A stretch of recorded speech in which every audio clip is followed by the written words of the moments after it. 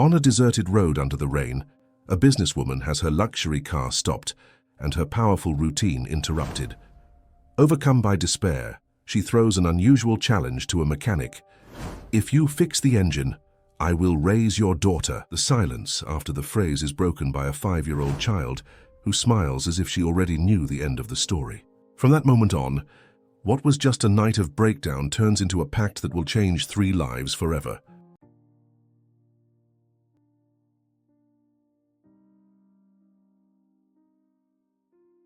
Rain pounded against the windshield of Catherine Morgan's luxury sedan as she navigated the winding roads of rural Vermont. The wipers worked furiously, barely keeping up with the October downpour. Catherine checked her watch for the 5th time in as many minutes. She was already behind schedule for tomorrow's critical board meeting in Boston, where she would unveil her plan to take Morgan Bakeries international.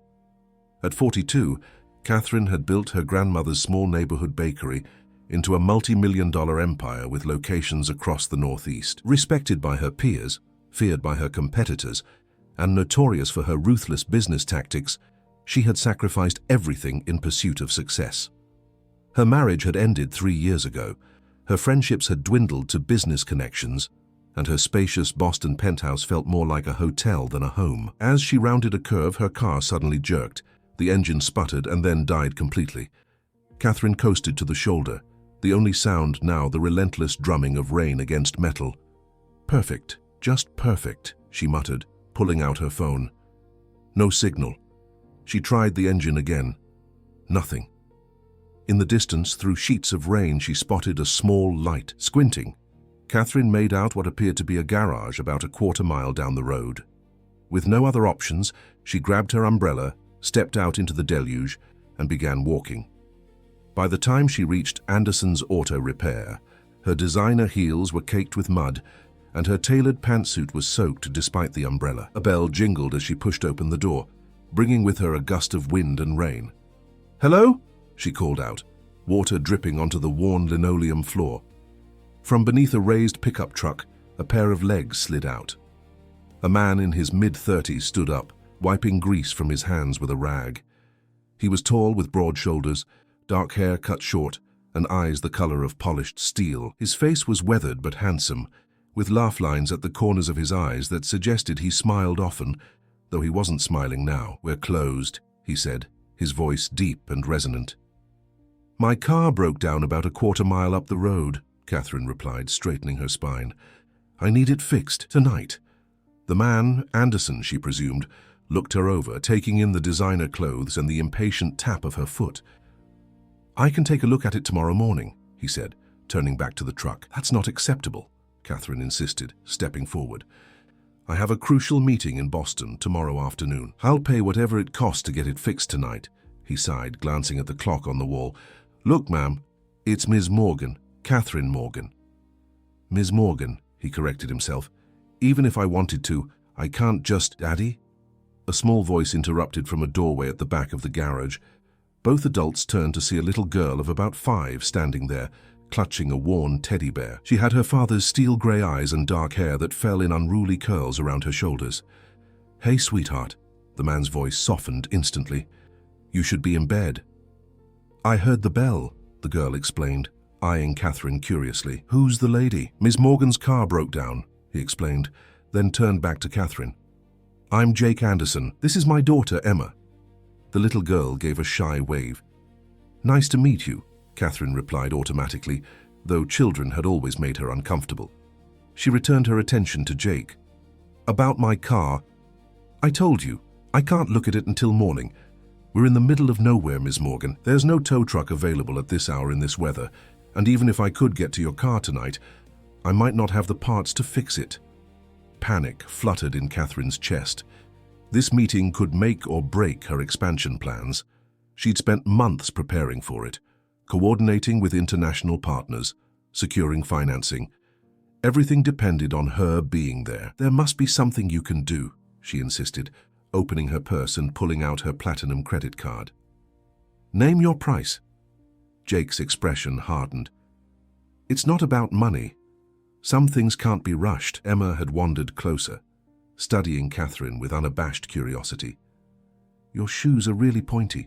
she observed. Despite herself, Catherine felt the corner of her mouth twitch. They're not made for hiking through mud. Daddy can fix anything, Emma said proudly. He fixed Mrs. Wilson's car last week, and she couldn't pay, so she made us apple pie instead. Catherine raised an eyebrow at Jake, who shrugged. Community takes care of its own around here. Admirable, Catherine said, though her tone suggested otherwise. In her world, everything had a price tag. But I can actually pay and pay well. Jake looked at her for a long moment, then sighed. Fine, let me get my tow truck and we'll bring your car in. But I'm not making any promises. Thank you, Catherine said, relief washing over her. An hour later, her Mercedes was in Jake's garage, hood open as he examined the engine by the light of a work lamp. Emma sat nearby on a stool, watching her father work while Catherine paced, checking her watch periodically. Well? She asked impatiently after Jake straightened up. Your timing belt snapped. Took out some valves in the process, he said, wiping his hands.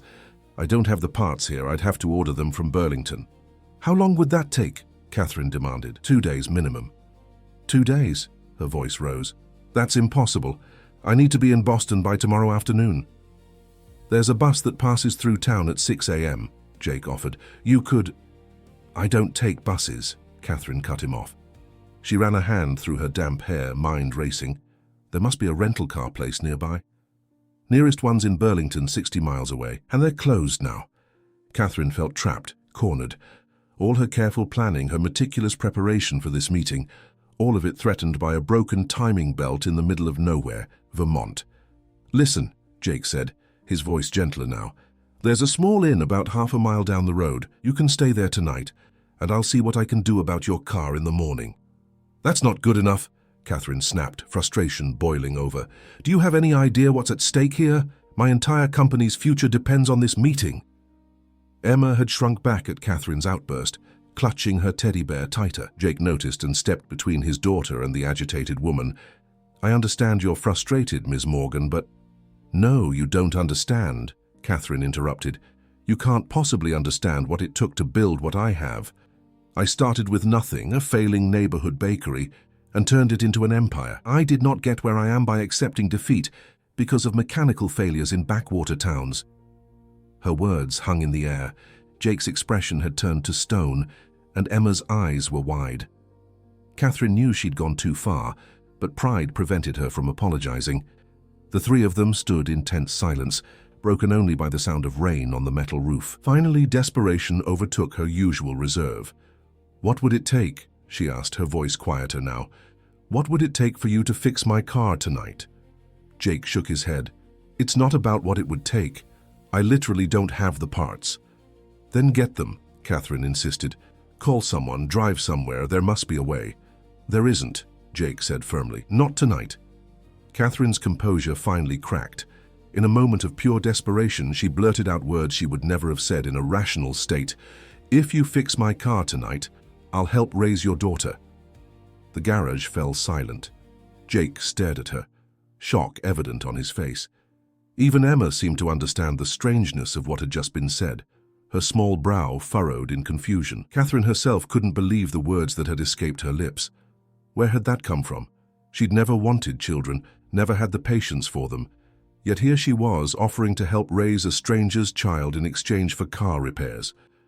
Before anyone could respond, headlights swept across the garage as a vehicle pulled up outside. The door opened, and a middle-aged woman in a rain jacket hurried in. Jake, thank goodness you're still here. My truck's making that noise again, and I've got deliveries all day tomorrow. Jake seemed relieved by the interruption. I'll take a look, Martha. He turned to Catherine. Ms. Morgan, this is Martha Winters. She owns the inn I mentioned. Martha, Ms. Morgan needs a place to stay tonight. Of course, dear, Martha said warmly. It's just down the road. You look like you could use a hot meal and a warm bed. Catherine wanted to protest, to insist that Jake keep working on her car, but she recognized the futility. She nodded stiffly, aware that Emma was still watching her with those unnervingly perceptive eyes. As Martha led her toward the door, Catherine glanced back. Jake was already examining Martha's truck, but Emma remained on her stool, clutching her teddy bear. The little girl raised her hand in a small wave goodbye, and despite herself, Catherine waved back. Catherine woke to the unfamiliar sound of birds chirping outside her window. For a moment, she forgot where she was, reaching instinctively for her phone on the nightstand. The events of the previous night came flooding back as she checked her messages. 17 missed calls, most from her executive assistant, Vanessa. The Maple Leaf Inn was charming in a rustic way that Catherine would normally find quaint but inconvenient. Martha had provided a comfortable room with a 4-poster bed and homemade quilts. Despite her exhaustion, Catherine had spent hours on her phone trying to reschedule the Boston meeting, but the international investors were on a tight schedule. The best she could manage was a video conference, which was far from ideal for the pitch she had planned. She dressed quickly in yesterday's clothes, another indignity, and made her way downstairs. The dining room was empty except for Martha, who was setting out fresh coffee and pastries. "Good morning, dear. Sleep well?" Martha's cheerfulness was almost offensive at this hour. "Fine, thank you," Catherine replied, helping herself to coffee. "Is there a car service in town? I need to get back to the garage." "No need for that. Jake called earlier. He's coming to pick you up at 8. Martha placed a plate of blueberry scones on the table. His daughter insisted. Catherine glanced at the clock. 10 minutes. She sat down and reluctantly tried a scone, surprised to find it delicious, buttery and light, with just the right amount of sweetness. "This is excellent," she admitted. Martha beamed. "Family recipe, been making them for 30 years. "Do you supply any local businesses?" Catherine asked automatically, her business mind already calculating potential.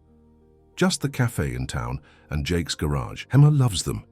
Before Catherine could inquire further, a truck pulled up outside, and moments later, the door opened to reveal Emma, bundled in a yellow raincoat despite the clear morning. "Miss Catherine, Daddy fixed your car," she announced proudly. Jake appeared behind her, looking slightly embarrassed. "Not exactly fixed," he corrected, nodding to Catherine. "But I have a solution." "Good morning, Martha." "Jake Anderson, you're a miracle worker," Martha said, handing him a bag that presumably contained scones. "I found a guy in Burlington with the parts we need," Jake explained to Catherine as they walked to his truck. "He's driving them over this afternoon. I can have your car ready by tomorrow morning." "Tomorrow morning," Catherine repeated, disappointment evident in her voice. "My meeting is at 4 p.m. I know. Emma reminded me several times." Jake helped his daughter climb into the back seat of his extended cab pickup. "Which is why I'm offering to drive you to Boston." Catherine stared at him. "You're going to drive me to Boston?" "It's about 4 hours from here. We leave now, you make your meeting, and we come back tonight. By then the parts will be here, and I can fix your car first thing tomorrow." "We?" Catherine glanced at Emma, who was buckling herself into a booster seat. "Well, yeah, it's Saturday. Emma doesn't have school, and I don't have anyone to watch her." Catherine wanted to object. A 4-hour drive with a child was not how she had planned to prepare for her meeting, but she was out of options. "Fine," she agreed reluctantly, "but I need to stop somewhere to buy new clothes. I can't meet investors looking like this." Jake nodded, and they set off. The rural Vermont landscape rolled by, a patchwork of autumn colors that would have been breathtaking if Catherine hadn't been so preoccupied with salvaging her business plans. After about 20 minutes of silence, Emma spoke up. "Did you mean what you said last night?" Catherine turned to look at the little girl. "What did I say?" "You said if Daddy fixed your car, you'd help raise me." Jake coughed uncomfortably. "Emma, Ms. Morgan was just upset about her car. People say things they don't mean when they're upset." But Emma was persistent. "Do you have kids, Miss Catherine?" "No," Catherine replied, surprised by the direct question. "How come?" "Emma," Jake warned, "that's personal." "It's all right," Catherine said, unsure why she was indulging the child's curiosity. "I never had time for children. I was busy building my business." "What kind of business?" Emma asked. "I own a company called Morgan Bakeries. We make bread and pastries." Emma's eyes widened with interest. "Like cookies and cakes?" "Among other things, yes." "Daddy makes the best pancakes," Emma informed her. "He puts chocolate chips in them shaped like smiley faces." Catherine couldn't help but smile at the image of the stoic mechanic creating smiley face pancakes. "Is that so?" Jake shrugged, a hint of color touching his cheeks. "It's not exactly gourmet." "Gourmet is overrated," Catherine found herself saying, though it contradicted her entire business model. They stopped at a small boutique in the next town, where Catherine purchased a simple but elegant black dress and heels, not her usual designer labels, but presentable enough for the meeting. When she emerged from the shop, she found Jake and Emma waiting patiently, sharing one of Martha's scones. "Want one?" Emma offered, holding out her half-eaten pastry. "No, thank you," Catherine declined, though the gesture touched her unexpectedly. Back on the road, Catherine tried to work on her presentation, but Emma's constant questions made it difficult to concentrate. "Why do you talk so fancy?" "I don't talk fancy," Catherine replied, amused despite herself. "Yes, you do. You say words like unacceptable and critical instead of just saying bad or important." Jake chuckled. "She's got you there." Catherine raised an eyebrow. Precision in language is important in business. "Is it lonely?" Emma asked suddenly. "Is what lonely?" "Being a business lady with no kids." The question caught Catherine off guard. Was she lonely? She'd never thought of it that way. She had colleagues, clients, a full calendar. "I'm very busy," she answered carefully. "I don't have time to be lonely." Jake and Emma exchanged a look in the rearview mirror that suggested they didn't believe her. "What about you?" Catherine asked, turning the tables. "Do you ever get lonely, Emma?" The little girl considered this seriously. "Sometimes, when Daddy has to work late. But then Mrs. Wilson comes over, or I go to Lily's house for a sleepover." "Emma's got half the town wrapped around her finger," Jake explained. "Our community looks out for each other." "Must be nice," Catherine murmured, thinking of her own life in Boston, where she barely knew her neighbors. They stopped for lunch at a roadside diner, where Emma insisted on sitting next to Catherine in the booth. The child's easy affection was disarming. She showed Catherine her favorite toy, a small otter plush named Oliver, and explained in great detail why otters were the best animals. They hold hands when they sleep so they don't float away from each other. Catherine found herself laughing more in one meal than she had in months. Jake watched them with a mixture of amusement and puzzlement, as if trying to reconcile the woman before him with the harsh executive from the night before. After lunch, Emma fell asleep in the back seat, and a comfortable silence fell between the adults. "Thank you for doing this," Catherine said finally. "You didn't have to." Jake kept his eyes on the road. "You seemed pretty desperate." "I was," she admitted. "Still am, really. This meeting could change everything for my company." "What exactly do you do, besides own bakeries?" Catherine explained her business, how she'd taken over her grandmother's struggling bakery 15 years ago and transformed it into an upscale chain, focusing on artisanal breads and European-style pastries, how she was now poised to expand internationally, starting with partnerships in London and Paris. "Impressive," Jake said when she finished. "You built all that yourself? Every bit of it?" Pride crept into her voice. "My grandmother taught me to bake when I was Emma's age. After she passed away, the bakery was failing. I couldn't bear to see her legacy disappear. So you saved it." "I reinvented it," Catherine corrected. "Morgan Bakeries bears little resemblance to my grandmother's corner shop. We cater to a different clientele now." "Rich people," Jake stated, rather than asked. Catherine bristled. "People who appreciate quality and are willing to pay for it. Like the scones at Martha's." "Martha's scones were exceptional," Catherine conceded, "but one baker in a small-town inn can't scale to meet market demands." Jake nodded thoughtfully. "Maybe not, but there's something to be said for keeping things small enough that you remember why you started in the first place." His words hit closer to home than Catherine cared to admit. When was the last time she'd actually baked anything herself? When had her grandmother's recipes become mere starting points for her R&D team to elevate and modernize? They reached Boston with an hour to spare before her meeting. Jake pulled up in front of her office building, an impressive glass tower in the financial district. "I'll find a place to park and take Emma to the aquarium or something," he said. "Text me when you're done." Catherine nodded, gathering her new purchase and her composure. As she opened the door, Emma stirred in the back seat. "Good luck with your important meeting, Miss Catherine," she said sleepily. "Thank you, Emma." Catherine hesitated, then added, "And thank you, Jake, for everything." He smiled, the first real smile she'd seen from him, and something warm and unfamiliar fluttered in her chest. "Knock 'em dead, Miss Morgan," he said.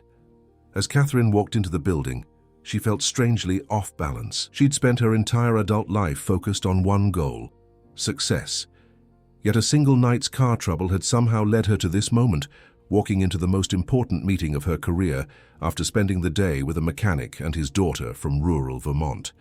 She straightened her spine, pushed the strange feelings aside, and stepped into the elevator.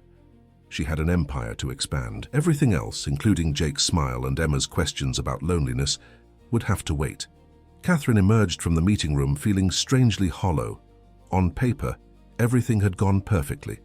The investors were impressed with her presentation, the financial projections were solid, and they had agreed to move forward with the international expansion. It was everything she'd been working toward for years, so why didn't it feel like a victory? She texted Jake, and he replied that they were at the New England Aquarium. By the time her car arrived at the designated meeting spot, Catherine had composed herself. This odd melancholy was surely just exhaustion catching up with her. She spotted them immediately, Jake sitting on a bench while Emma excitedly recounted something, her small hands gesturing wildly. The sight brought an unexpected smile to Catherine's face. "Miss Catherine," Emma called out, waving enthusiastically when she noticed her approaching. "We saw penguins and sharks and a giant turtle that was 100 years old." "That sounds fascinating," Catherine replied, genuinely amused by the child's enthusiasm. "How'd the meeting go?" Jake asked, standing up. "Successfully," she said, though without her usual triumph. "We're moving forward with the expansion." "Congratulations," he offered. "That's what you wanted, right?" Catherine nodded, though something in his tone suggested he'd picked up on her ambivalence. "We should head back. It's a long drive." The return journey began in comfortable silence. Emma, exhausted from her aquarium adventure, fell asleep almost immediately, clutching Oliver the otter. Catherine found herself stealing glances at Jake as he drove, noticing details she'd overlooked before. The way his hands rested confidently on the steering wheel, the slight crinkle around his eyes when he checked on Emma in the rearview mirror. "You're a good father," she said suddenly, surprising herself. Jake glanced at her briefly before returning his attention to the road. "I try my best. It hasn't been easy doing it alone." Emma mentioned her mother once. "She's not in the picture." Jake was quiet for so long that Catherine thought he might not answer. Finally, he sighed. "Amanda left when Emma was 2. Said small-town life was suffocating her. Last I heard, she was in California trying to become an actress." "I'm sorry," Catherine said softly. "Don't be. It was hard at first, but we've managed. Emma doesn't really remember her mom, which is probably a blessing. Still, raising a child alone while running a business, it's impressive."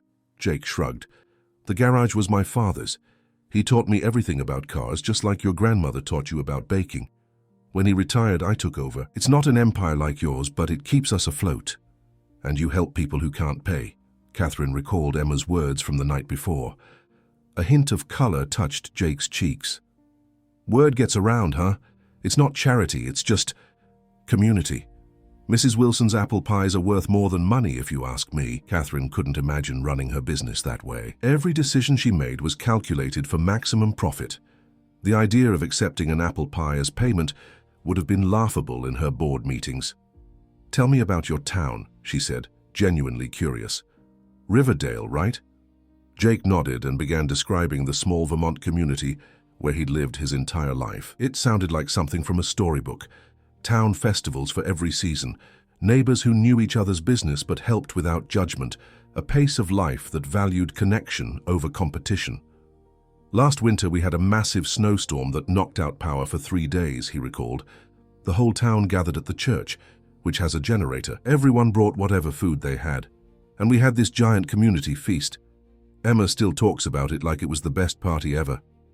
Catherine tried to imagine her neighbors in Boston sharing food during a crisis. The image wouldn't form. "What about you?" Jake asked. "What's life like when you're not chasing international expansion deals?" The question caught her off guard. What was her life like? Work, mostly. Charity galas where she networked with potential investors, the occasional vacation that she spent checking emails. "Busy," she answered finally. "My company takes most of my time." "No hobbies? Friends? Dating?" Catherine bristled slightly. "I have colleagues I socialize with. As for dating, my divorce was finalized 3 years ago, and I haven't had time to pursue anything serious since then." "Sorry," Jake said quickly. "Didn't mean to pry." "It's fine," she assured him, though she felt strangely exposed. "What about you?" Any small-town romances in your life? He chuckled. Hard to date when everyone's known you since you were in diapers. Besides, single fathers aren't exactly in high demand. I find that hard to believe, Catherine said before she could stop herself. Their eyes met briefly, and something unspoken passed between them. Catherine looked away first, unsettled by the warmth spreading through her chest.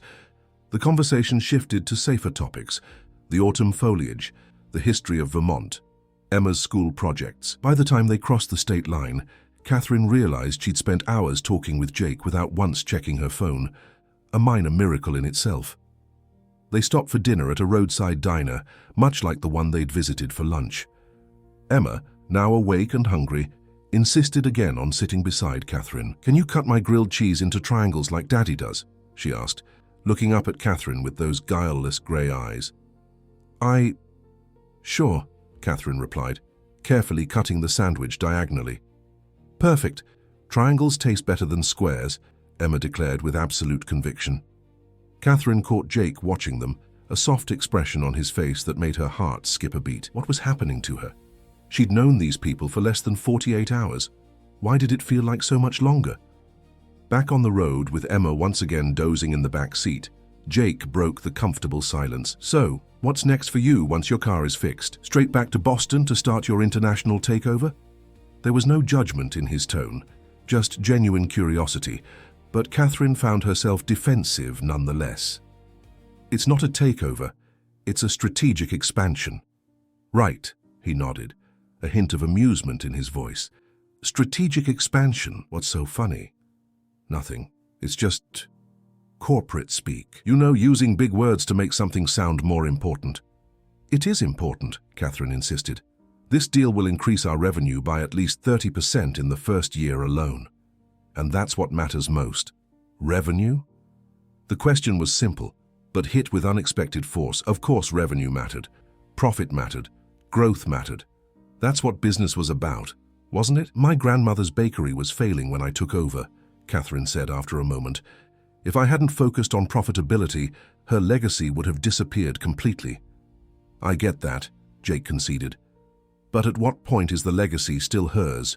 Or yours, for that matter? If it's all about spreadsheets and investor meetings, what makes Morgan Bakeries different from any other corporate chain?" Catherine had no immediate answer.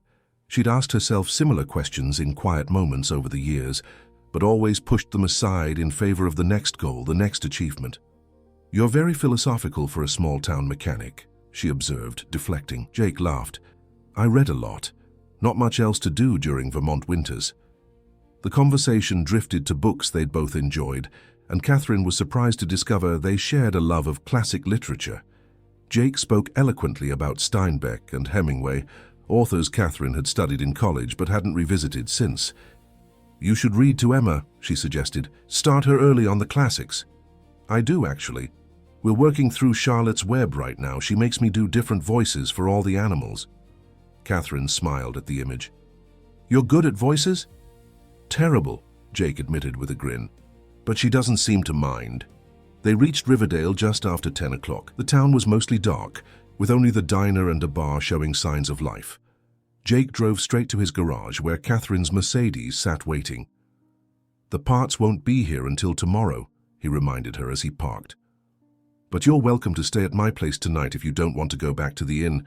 I have a spare room." The offer surprised her. "That's very kind, but I wouldn't want to impose." "It's no imposition. Besides, Emma would love it." As if on cue, Emma stirred in the back seat. "Are we home?" she asked groggily. "Yes, sweetheart," Jake answered. "Miss Catherine is going to stay with us tonight. Is that okay?" Emma's face lit up with sleepy delight. "Can she read me a bedtime story?" Jake looked at Catherine questioningly. She found herself nodding before she'd fully considered the implications.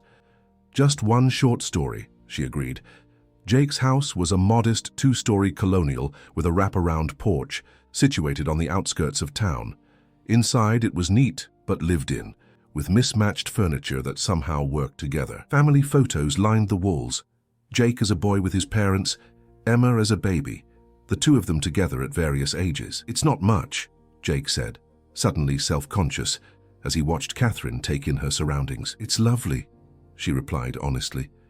It was warm and inviting in a way her sterile penthouse had never been. While Jake got Emma ready for bed, Catherine called Vanessa to update her on the situation.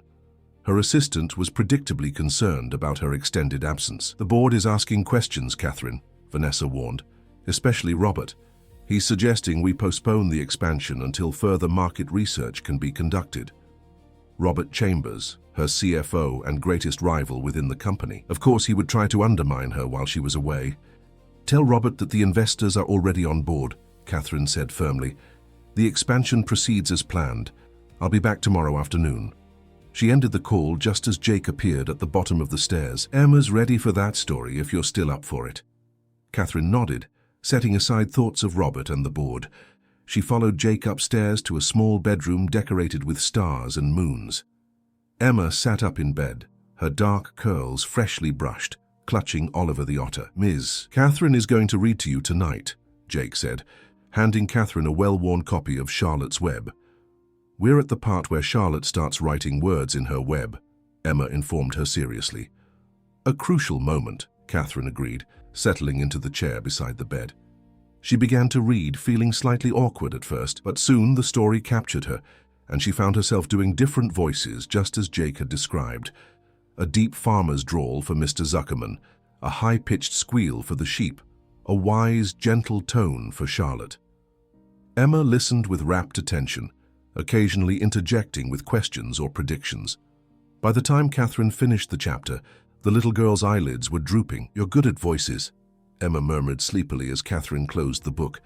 "Thank you," Catherine replied, oddly touched by the compliment. "Will you be here tomorrow?" Emma asked, fighting to keep her eyes open. Catherine hesitated. "I'll be here in the morning, but then I have to go back to Boston." "Oh." Disappointment colored the single syllable. "But you'll come back sometime, right?" Catherine glanced at Jake, who stood watching from the doorway, his expression unreadable. "Maybe," she said softly, surprising herself with how much she meant it. "Maybe I will." Emma seemed satisfied with this answer. She snuggled deeper under her covers, clutching Oliver. "Night, Miss Catherine. Night, Daddy." "Good night, sweet pea," Jake said, stepping forward to press a kiss to his daughter's forehead. As they left the room, leaving the door slightly ajar, Catherine felt a strange tightness in her chest. She'd never been maternal, never felt the biological clock that so many of her peers complained about. Yet something about this little family tugged at her in ways she couldn't articulate. Downstairs, Jake offered her a glass of wine, which she gratefully accepted. They sat on the porch swing, watching the stars emerge in the clear night sky, stars that were never visible in Boston's light-polluted atmosphere.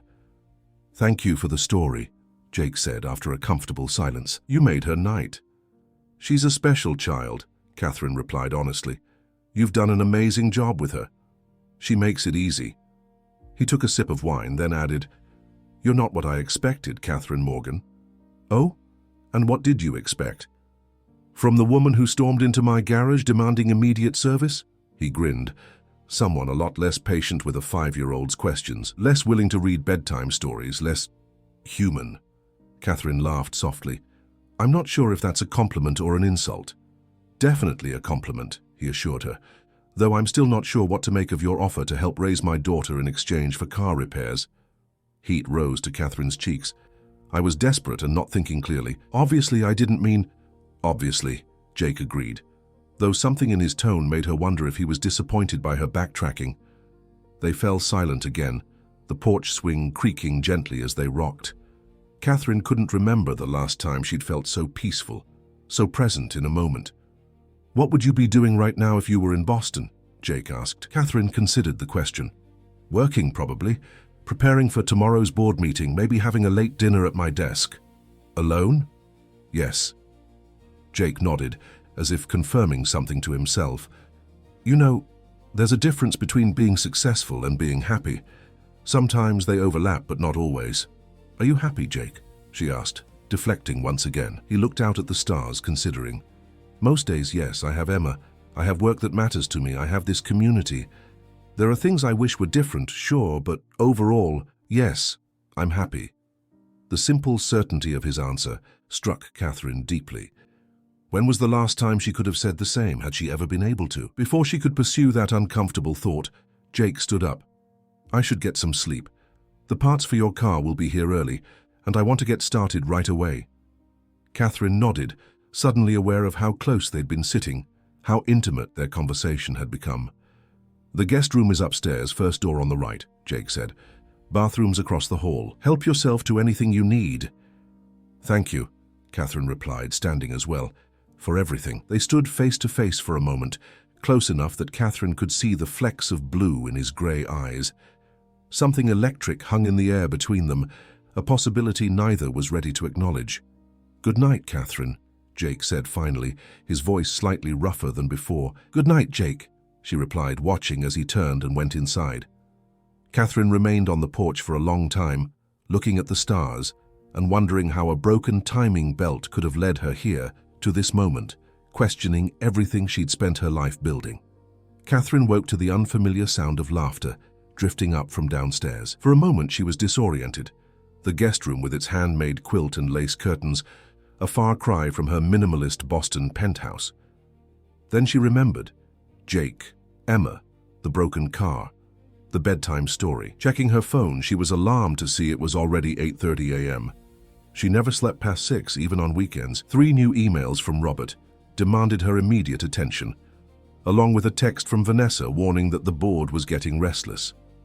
Catherine dressed quickly in yesterday's clothes and made her way downstairs, following the sounds of domestic life to the kitchen. The scene that greeted her was straight out of a Norman Rockwell painting. Jake at the stove flipping pancakes, while Emma set the table, both of them singing along to a pop song playing on a small radio. "Ms. Catherine," Emma exclaimed, noticing her first. "Daddy's making chocolate chip pancakes with smiley faces, and we have real maple syrup because we live in Vermont, and Daddy says Vermont maple syrup is the best in the whole world." Jake turned, spatula in hand, and Catherine's breath caught at the sight of him in a faded t-shirt and jeans, his dark hair slightly rumpled. "Morning," he said with a warm smile.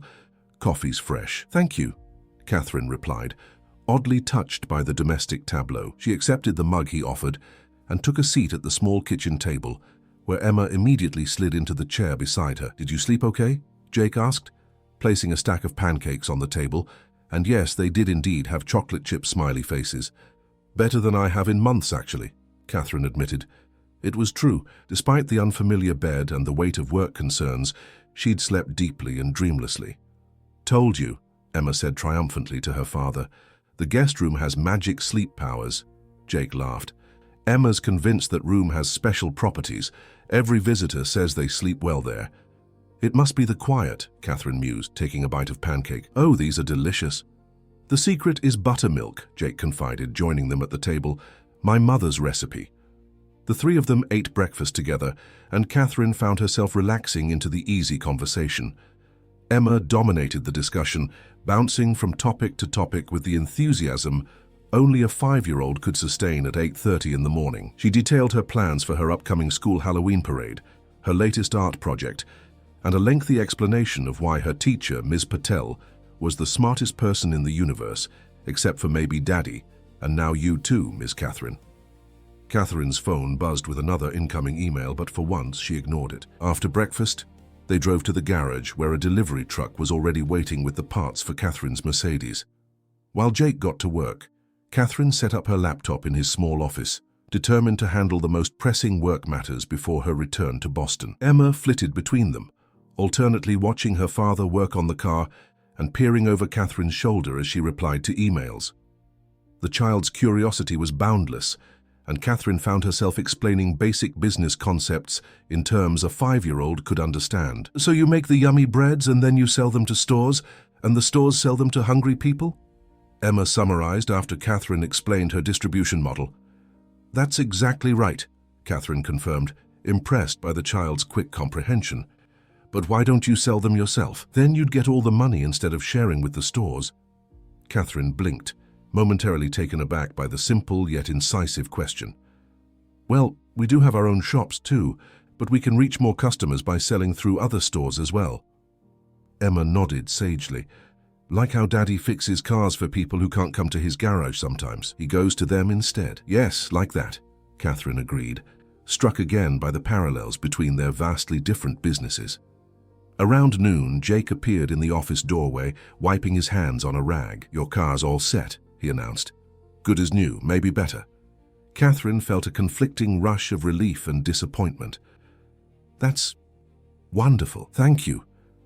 I'll get your bill ready," he said, moving toward the desk where Catherine sat. As he worked on the invoice, Catherine watched him, noticing the careful precision with which he documented every part and minute of labor. His hands, strong and capable, moved across the keyboard with surprising grace for someone who worked with engines and tools. "Here you go," he said finally, handing her the printed invoice. "Parts, labor, and a small charge for the Boston chauffeur service." Catherine glanced at the total, expecting something inflated given the urgency and complexity of the repair. Instead, she found a figure so reasonable it bordered on charitable. "This can't be right," she protested. "It's too low." Jake shrugged. "That's my standard rate plus parts at cost. I'm not going to overcharge you just because you can afford it." Catherine wrote a check for twice the amount on the invoice. When Jake began to object, she held up a hand. "The extra is for gas to Boston and back, plus compensation for your time away from the garage. It's non-negotiable." He studied her for a moment, then nodded. "Thank you." Emma, who had been unusually quiet during this exchange, suddenly spoke up. "Does this mean you're leaving now?" The question hung in the air, heavy with implications Catherine wasn't ready to face. "I need to get back to Boston," she said gently. "I have important meetings tomorrow." Emma's face fell. "But you said maybe you'd come back sometime." "I did say that," Catherine acknowledged, her chest tight with an unfamiliar emotion. "And I meant it." Jake placed a hand on his daughter's shoulder. "Ms. Catherine has a big, important company to run, Sweet Pea. We need to let her get back to it." Catherine gathered her belongings, hyper-aware of Emma's downcast expression and Jake's carefully neutral one. As she packed her laptop, her phone rang. Vanessa again, no doubt with more crises requiring immediate attention. "I should take this," Catherine said, stepping outside the office for privacy. "Catherine, where are you?" Vanessa's voice was tense. "Robert's called an emergency board meeting for tomorrow morning. He's presenting his own international expansion plan, and he's got 3 board members already backing him." Cold dread settled in Catherine's stomach. "He can't do that. We already have investor approval for my plan. He's arguing that your plan is too aggressive and carries unnecessary risk. He's positioning his as the more conservative, responsible approach." "Of course he is," Catherine muttered. Robert had been trying to undermine her for years, always presenting himself as the voice of caution against her innovation. "I'll be back this afternoon. Send me everything he's prepared so far." She ended the call and returned to the office, where Jake was helping Emma put on her jacket. "Everything okay?" he asked, noticing her expression. "Work emergency," Catherine replied dismissively. "Nothing I can't handle." Jake nodded, though his eyes suggested he wasn't convinced. "We'll walk you to your car." Outside, Catherine's Mercedes gleamed in the autumn sunlight, looking showroom new despite its recent mechanical trauma. Jake had even washed it, she realized with a pang of something. Gratitude, regret. She couldn't quite name the emotion. "Thank you again for everything," she said, turning to face Jake and Emma. "You both went above and beyond to help a stranded stranger." "You're not a stranger anymore," Emma declared with a child's certainty. Jake smiled down at his daughter, then met Catherine's eyes. "She's right, you know. After 2 days and a bedtime story, you're officially an acquaintance at least." Catherine laughed, the sound surprising her with its genuineness. "I'm honored to be promoted to acquaintance status." There was an awkward moment where no one seemed to know what to do next. Finally, Emma rushed forward and wrapped her arms around Catherine's waist in a fierce hug. "Bye, Miss Catherine. Come back soon, okay?" Catherine hesitated only briefly before returning the hug, something inside her softening at the child's unguarded affection. "I'll try, Emma. I promise." When Emma stepped back, Catherine found herself face to face with Jake. They looked at each other for a long moment, both aware that something significant had transpired between them, something neither was prepared to name. "Drive safe," he said finally, offering his hand. Catherine took it, hyper-aware of the warmth of his palm against hers, the slight roughness of his skin. "I will." As she drove away, Catherine watched them in her rear-view mirror, the tall, solid figure of the mechanic and the small, waving form of his daughter, until they disappeared around a bend in the road. Only then did she allow herself to acknowledge the hollow feeling expanding in her chest. It was ridiculous, she told herself firmly. She'd known these people for less than 48 hours. They lived in different worlds. Whatever she thought she was feeling was merely a product of stress, exhaustion, and the novelty of small-town life. By the time she reached Boston, she'd be back to normal, focused entirely on outmaneuvering Robert and securing her expansion plans. But as the miles accumulated, Catherine found her thoughts drifting repeatedly to Jake's quiet confidence, Emma's unfiltered curiosity, and the simple harmony of their life together. She found herself comparing the peaceful breakfast they'd shared to her usual morning routine of protein shakes consumed while checking emails. She thought about Jake's words from the night before. There's a difference between being successful and being happy. Was she happy? The question kept circling back, unwelcome and persistent. Catherine was so lost in thought that she almost missed the exit for the highway that would take her back to Boston. As she merged into faster-moving traffic, her phone rang again, this time displaying the name of her largest investor, Gerald Wilson. "Gerald," she answered, switching to speakerphone. "What can I do for you?" "Catherine, I've just gotten off the phone with Robert Chambers," Gerald began without preamble. "He's raised some concerning points about your expansion timeline." Catherine's grip tightened on the steering wheel. "Robert doesn't have all the information, Gerald. The timeline is aggressive but achievable. We discussed this extensively in yesterday's meeting." "Yes, but Robert has presented some compelling market research, suggesting we should delay the London opening by at least 6 months. He makes a good case for a more measured approach." Of course he did. Robert was nothing if not thorough in his attempts to undermine her. "Gerald, I appreciate your concerns, but I've been planning this expansion for over a year. Every detail has been meticulously calculated. Delaying now would mean missing the pre-holiday season, which would cost us millions in potential revenue." The conversation continued in this vein for several miles, Catherine defending her vision while Gerald voiced concerns planted by Robert. By the time they ended the call, Catherine had managed to keep Gerald on her side, but only just. She needed to be in Boston, needed to be in the room with the board, needed to reassert her authority. Yet even as she mentally prepared her defense against Robert's machinations, a part of her mind remained in Riverdale, in Jake's warm kitchen, in Emma's star-filled bedroom. The disparity between the two worlds, the cutthroat corporate environment she'd mastered and the genuine community she'd glimpsed, had never felt so stark. Catherine was about an hour outside of Boston when her phone rang once more. Expecting another business call, she was surprised to see Jake's name on the display. She'd programmed his number into her contacts that morning, just in case there were any issues with the car. "Jake?" she answered, her heartbeat inexplicably accelerating. "Is everything okay?" "Hey," his deep voice filled the car. "Yeah, everything's fine. Emma wanted me to make sure you were driving safely."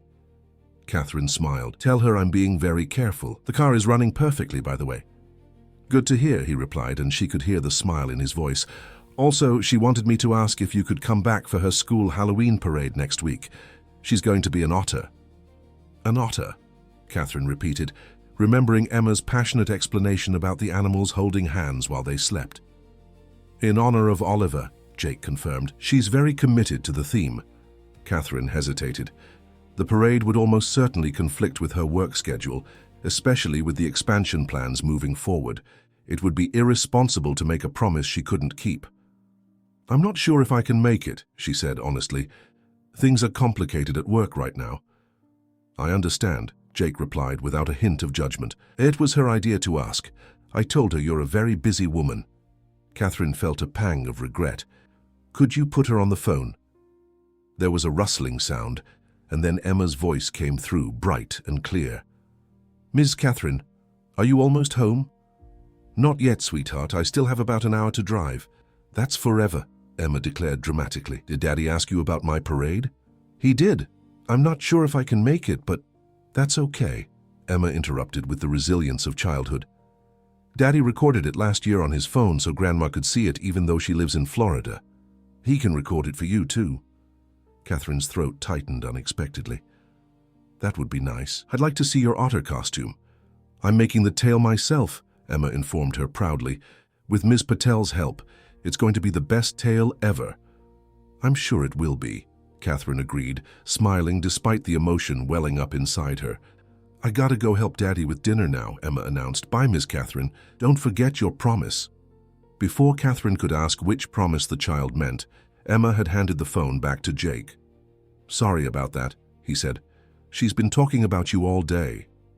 "It's fine," Catherine assured him, oddly touched. "She's special." "Yeah, she is," Jake agreed, his voice softened with paternal pride. "Listen, Catherine, I know you've got your life in Boston and this was just a random detour for you, but, well, you're welcome back in Riverdale anytime.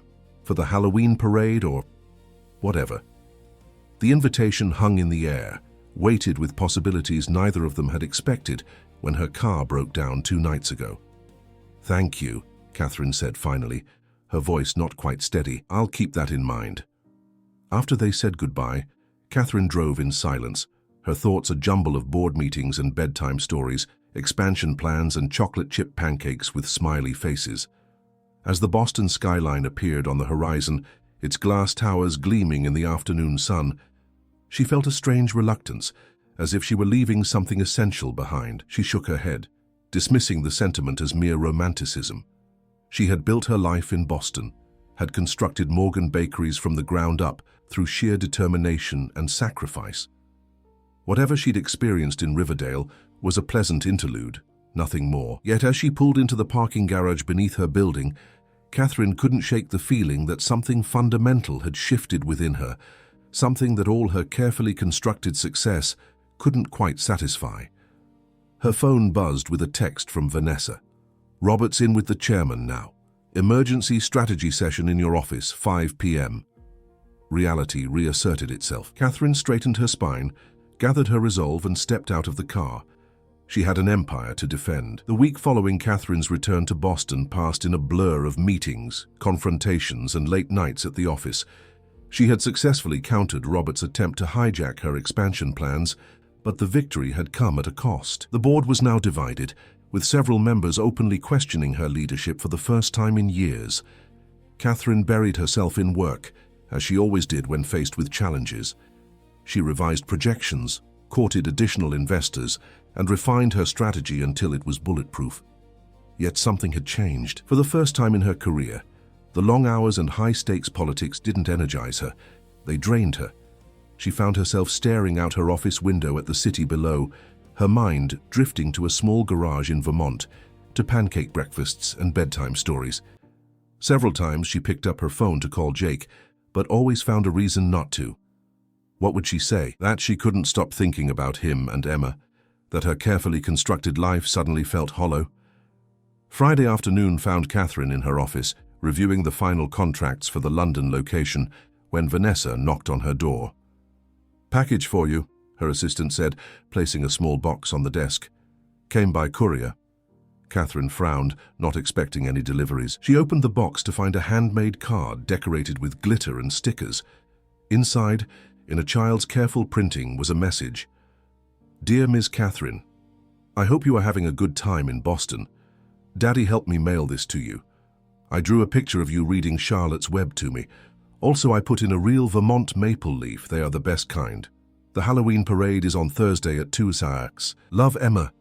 Beneath the message was a crayon drawing of 2 figures, one tall with auburn hair, one small with dark curls, sitting together with a book. A pressed red maple leaf fell out when Catherine opened the card. Something caught in her throat as she carefully picked up the leaf. Its edges still perfectly intact, its color a brilliant crimson. She found herself gently tracing the child's drawing with her fingertip, oddly moved by the simple gift. "Catherine," Vanessa's voice broke through her reverie. "Are you okay?" Catherine quickly composed herself. "Fine, just thinking." Vanessa lingered in the doorway. "The board wants your final presentation by Monday morning, and Robert's been meeting privately with Johnson and Miller. I thought you should know." "Thank you, Vanessa," Catherine nodded, slipping the card back into its box. "I'll handle Robert." After her assistant left, Catherine found herself unable to return to the contracts. Instead, she pulled out her phone and, before she could second-guess herself, dialed Jake's number. He answered on the 3rd ring. "Catherine, is everything okay?" The concern in his voice warmed her unexpectedly. "Everything's fine, I just..." Emma sent me a card. It arrived today. Ah, he chuckled. The top secret art project. She wouldn't even let me see the final version before we mailed it. It's lovely, Catherine said softly. Please thank her for me. You could thank her yourself, Jake suggested. She should be home from school in about an hour. Catherine glanced at her calendar, filled with back-to-back meetings for the rest of the day. I can't right now, but maybe tonight. She'd like that, Jake said, and Catherine could hear the smile in his voice. An awkward silence fell between them, filled with unasked questions and unspoken thoughts. How are you? Jake finally asked, besides busy, which I assume is a given. Catherine considered the question, surprised to find herself wanting to answer honestly rather than with her usual bland reassurances. Honestly?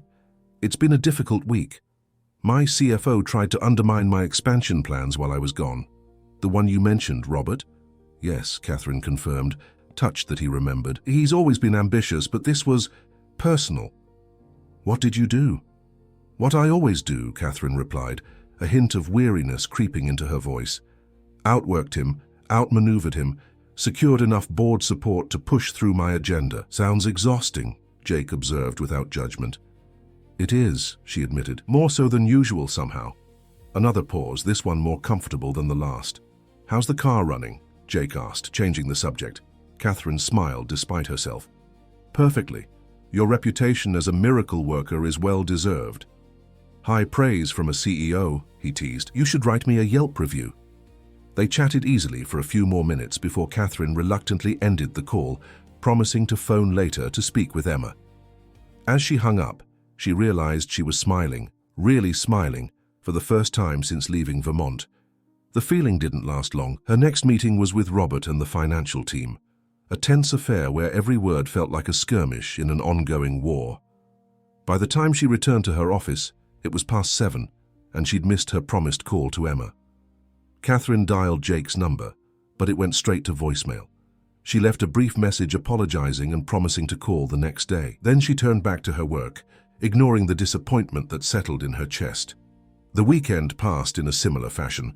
Long hours at the office preparing for Monday's board meeting, brief conversations with Jake and Emma that always seemed too short, and an increasing sense of disconnection from the life she'd built. Sunday night, Catherine found herself alone in her penthouse, surrounded by spreadsheets and market analyses.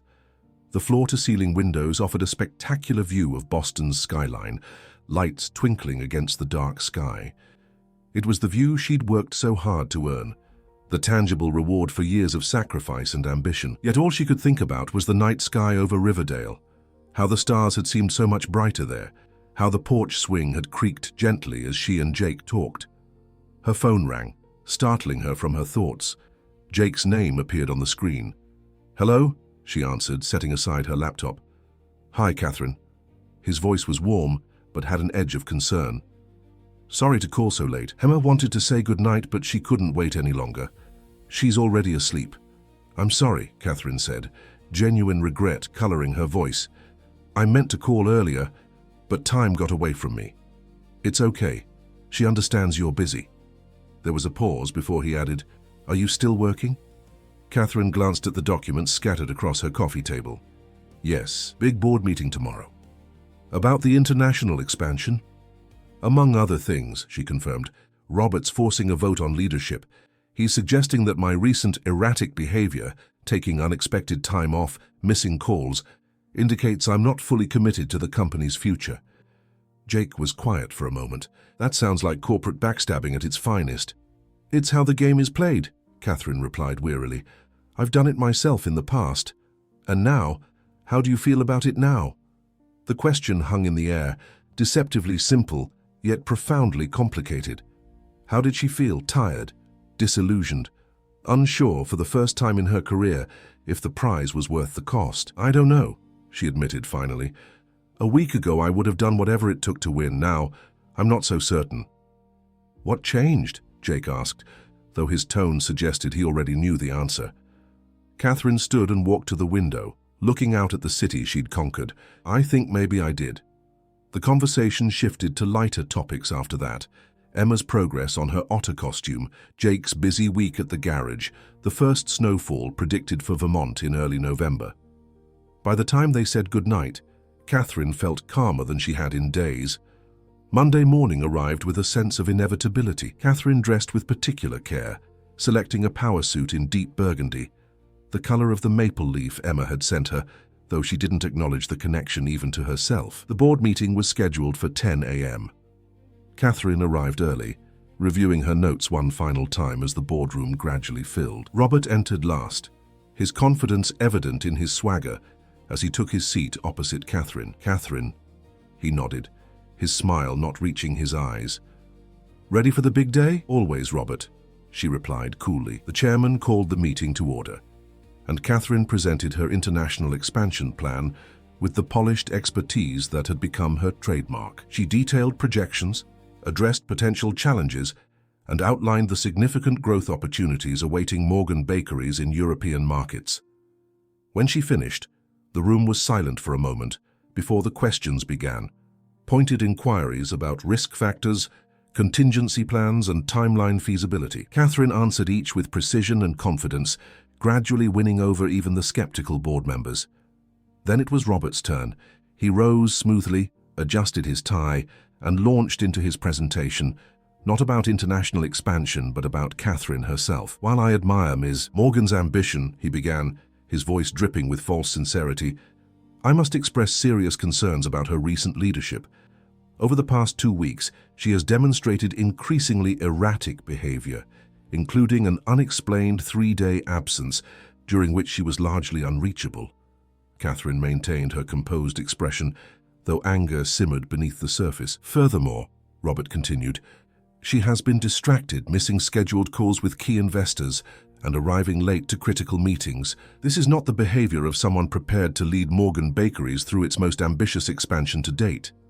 He projected a chart showing company performance during previous periods when Catherine had taken personal time, carefully selected to show correlation between her absences and temporary market downturns. "The pattern is clear," Robert concluded. "Ms. Morgan's personal priorities have begun to interfere with her professional responsibilities. As CFO, I must recommend that the board consider alternative leadership for this critical phase of our company's growth." The boardroom erupted in murmurs. Catherine sat perfectly still, her mind racing. She could refute Robert's claims, could counter with evidence of her consistent success over 15 years of leadership. She could remind them that she had built Morgan Bakeries from a failing neighborhood bakery to a national brand. She could fight, as she always had, but as she prepared to speak, an image flashed in her mind, Emma's crayon drawing of the two of them, reading together. Jake's quiet observation. "There's a difference between being successful and being happy." The chairman turned to her. "Ms. Morgan, would you like to respond to these allegations?" Catherine stood slowly, surveying the faces around the table, people she'd worked with for years but barely knew outside these walls. "Yes," she said calmly, "I would." All eyes were on her as she took a deliberate breath. "Robert is correct about one thing," she began, surprising everyone. "I did take unexpected time off recently. My car broke down in Vermont, and I spent 2 days in a small town called Riverdale while it was being repaired." She paused, gathering her thoughts. "What Robert doesn't know, what none of you know, is what happened during those 2 days. I met people who reminded me of something important, something I've lost sight of over the years." Catherine looked directly at Robert, whose smug expression had given way to confusion. "When my grandmother started this company, she didn't dream of international expansion or profit margins. She baked bread because she loved feeding people, loved being part of her community. Somewhere along the way, I forgot that. I turned her legacy into something unrecognizable, efficient, profitable, but soulless." Murmurs rippled through the room again, but Catherine continued. "Don't misunderstand me. I'm proud of what we've built together. Morgan Bakeries is a success story by any financial measure. But there are other measures of success that I've been ignoring for too long." She turned to the chairman. "I am fully committed to this company's future.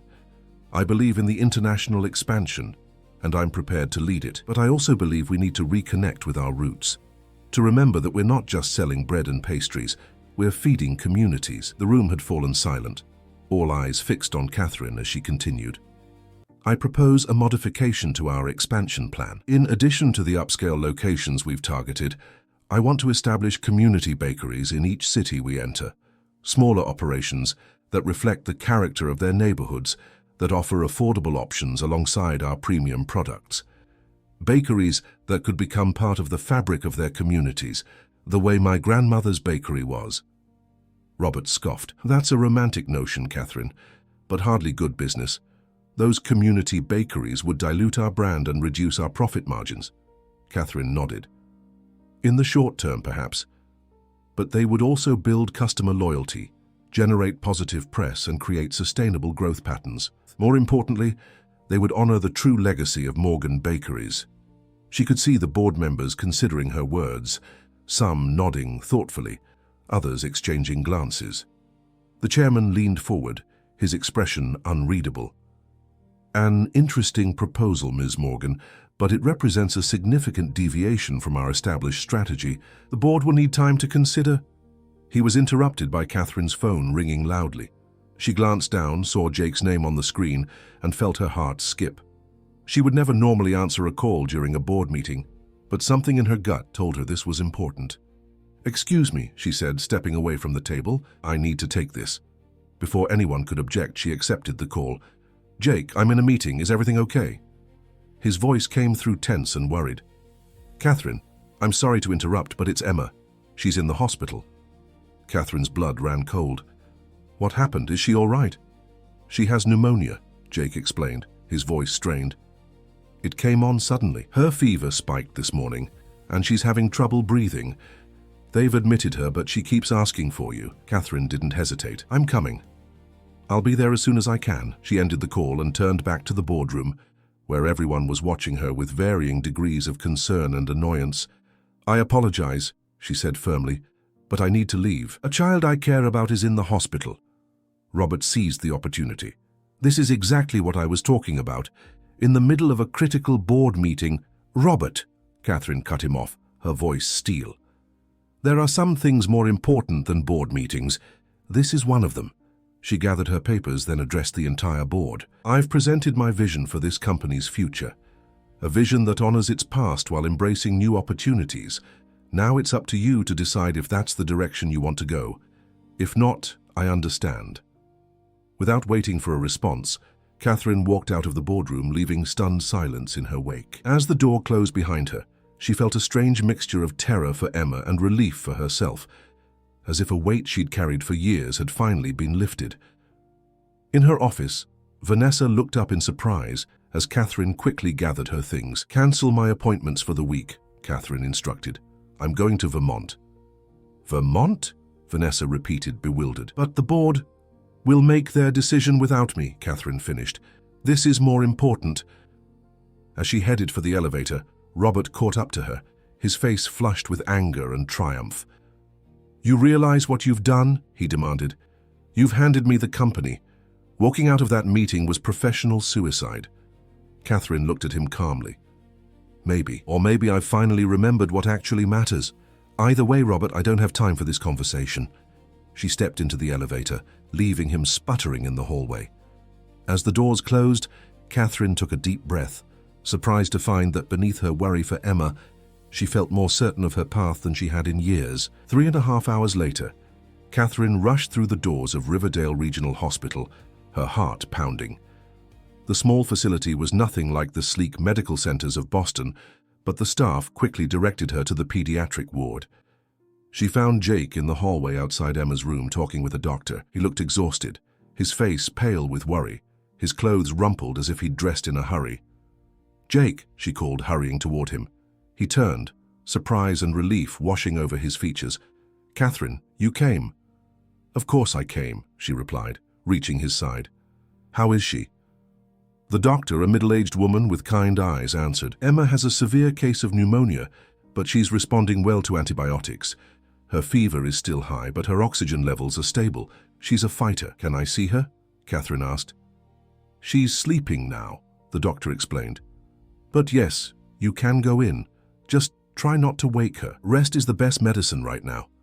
As the doctor left, Jake turned to Catherine, his expression a mixture of gratitude and disbelief. You drove all the way from Boston. I left in the middle of the board meeting, she admitted. They were voting on my leadership. Jake's eyes widened. Catherine, your company. We'll still be there tomorrow, she finished. Emma needed me today. Something shifted in Jake's expression, a softening, a recognition.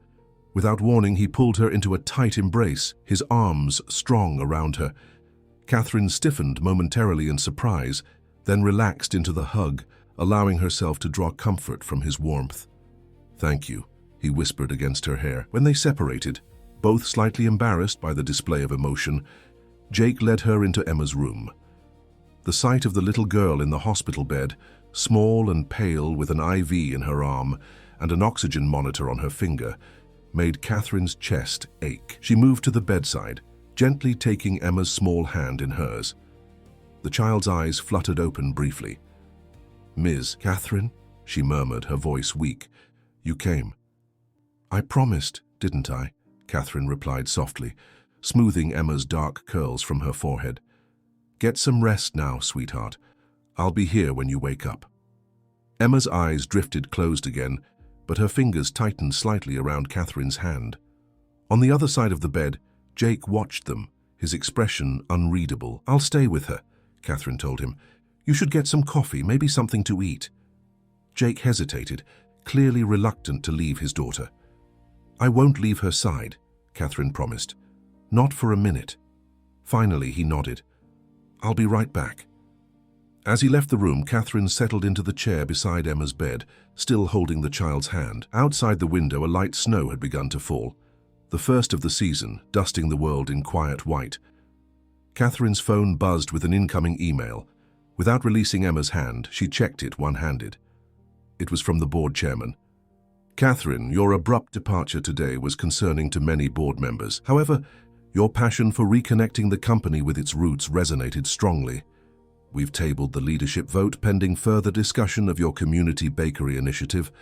Please contact me when you're able to continue this conversation. Regards, William. Not a victory, but not a defeat either. Catherine set the phone aside, returning her full attention to the sleeping child beside her. Whatever happened with Morgan Bakeries, whether she remained CEO or not, she knew with absolute certainty that she was exactly where she needed to be right now. Outside, the snow continued to fall, covering Riverdale in a gentle blanket of white, while inside the small hospital room, Catherine Morgan kept her promise to a little girl who had somehow changed everything. 3 days later, Emma was discharged from the hospital, her condition improved but still requiring rest and medication. Throughout her stay, Catherine had remained in Riverdale, working remotely when Emma slept and reading to her when she was awake.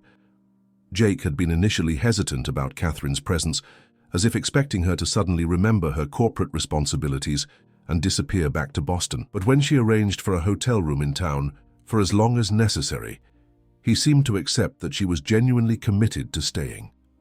The board had granted Catherine a 2-week leave of absence, reluctantly, but with the understanding that she would return with a detailed proposal for her community bakery initiative. Robert had been temporarily appointed as acting CEO, a fact that would have infuriated Catherine just days earlier, but now seemed strangely insignificant compared to Emma's recovery. On Emma's first day home, Catherine arrived at Jake's house with bags of groceries, determined to make herself useful. She found him in the kitchen, looking exhausted as he tried to organize Emma's medications. "Morning," she greeted him, setting down the bags. "I brought supplies and reinforcements." Jake looked up, the dark circles under his eyes betraying his fatigue. "Reinforcements?" As if on cue, Martha from the Maple Leaf Inn bustled through the front door, arms full of containers. "Homemade chicken soup," she announced, heading straight for the kitchen, "and bread fresh from the oven. Where's our patient?" "Upstairs, resting," Jake replied, a smile breaking through his exhaustion. "Martha, you didn't have to—" "Nonsense," Martha interrupted, already unpacking her containers. "The whole town's been worried sick about Emma. Mrs. Wilson's bringing by a casserole later, and Pastor Jim said he'd stop in this afternoon."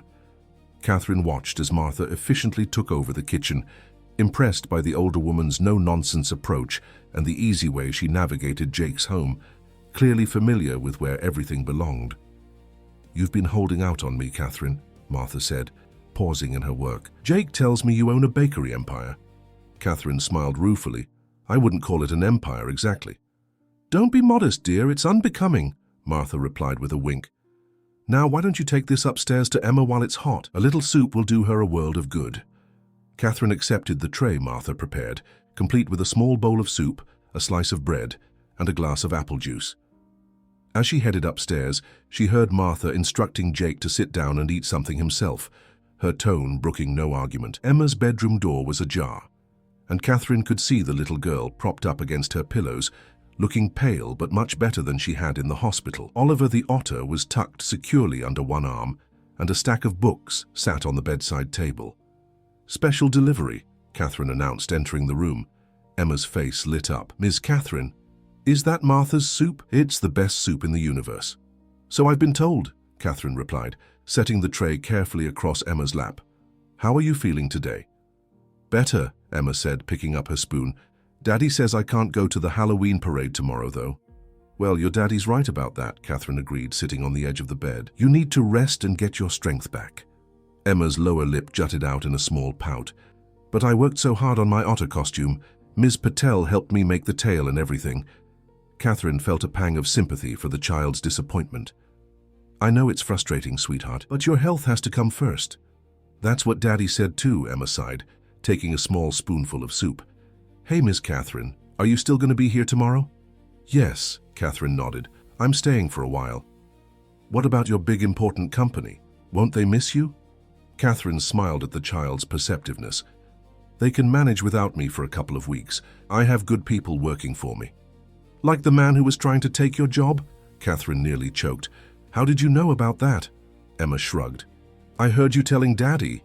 Is he a bad person? No, Catherine answered after a moment's reflection. Robert isn't bad. He's ambitious and believes he could run the company better than I can. We just have different visions. What's your vision? Emma asked, carefully blowing on her soup. The question, so simply put, gave Catherine pause. What was her vision, really? Not just for Morgan Bakeries, but for her life. I'm still figuring that out, she admitted.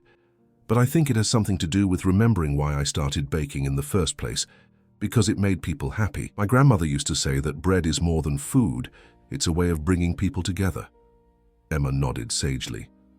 Like how Martha's scones make everyone smile. Exactly like that, Catherine agreed, struck again by the child's insight. They chatted while Emma ate, the little girl's appetite improving with each spoonful. Catherine found herself marveling at how natural it felt to sit here, in this cozy bedroom with its star-patterned walls, talking with a 5-year-old about everything from otters to favorite books to the best flavor of ice cream. Chocolate chip cookie dough, according to Emma, though Catherine maintained a preference for coffee. When Emma had finished eating, Catherine helped her settle back against her pillows for a nap. Would you like me to read to you for a bit? Emma nodded sleepily, selecting a book from the stack beside her bed. Not Charlotte's Web this time, but The Wind in the Willows, another of Catherine's childhood favorites. As she began to read, Catherine found herself doing the voices again, smiling as Emma giggled at her interpretation of Toad. She hadn't realized Jake was watching from the doorway until Emma's eyes had drifted closed. When she looked up, he was leaning against the frame, a soft expression on his face that made her heart skip. Catherine carefully set the book aside and followed Jake into the hallway, pulling Emma's door mostly closed behind her. She looks better, she whispered. More color in her cheeks. Jake nodded. The doctor said she's responding well to the antibiotics. Another week of rest and she should be back to normal. That's wonderful news.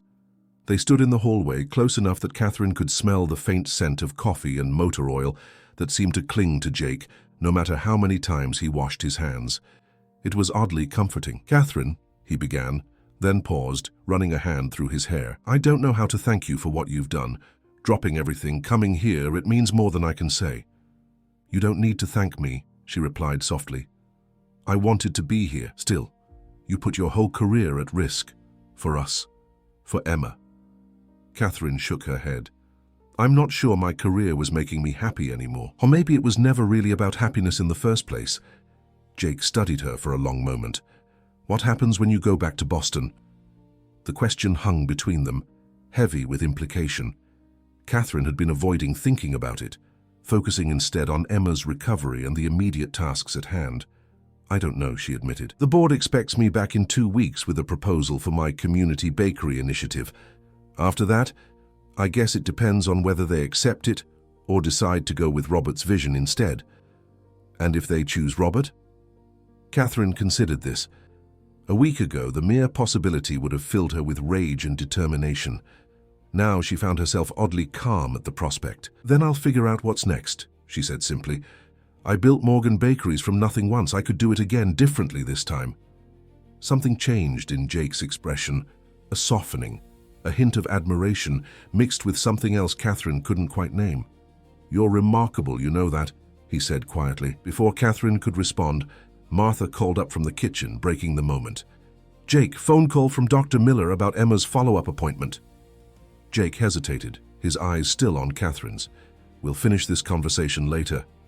She nodded, watching as he headed downstairs. Whatever was happening between them, this slow, steady pull she felt whenever they were together, would have to wait. Emma's health came first.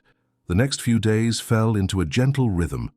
Catherine continued to work remotely in the mornings while Emma rested, then spent afternoons reading to her or helping with simple craft projects to keep the child entertained during her recovery. Jake returned to the garage for half-days, needing to catch up on work he'd missed during Emma's hospitalization. The small town's response to Emma's illness touched Catherine deeply. Every day brought visitors bearing food, books, small gifts, or simply offering company and help. Mrs. Wilson, the elderly neighbor Jake had mentioned, arrived with not only a casserole but a hand-knitted blanket for Emma. The local librarian brought a stack of new children's books. Emma's teacher, Ms. Patel, stopped by with cards made by her classmates and stayed for tea, revealing herself to be a sharp-witted woman with whom Catherine immediately connected. You've made quite an impression on our Emma, Ms. Patel observed as they sat in Jake's kitchen while Emma napped upstairs. She talks about you constantly. Catherine felt a warmth spread through her chest. She's a special child. Indeed she is, Ms. Patel agreed.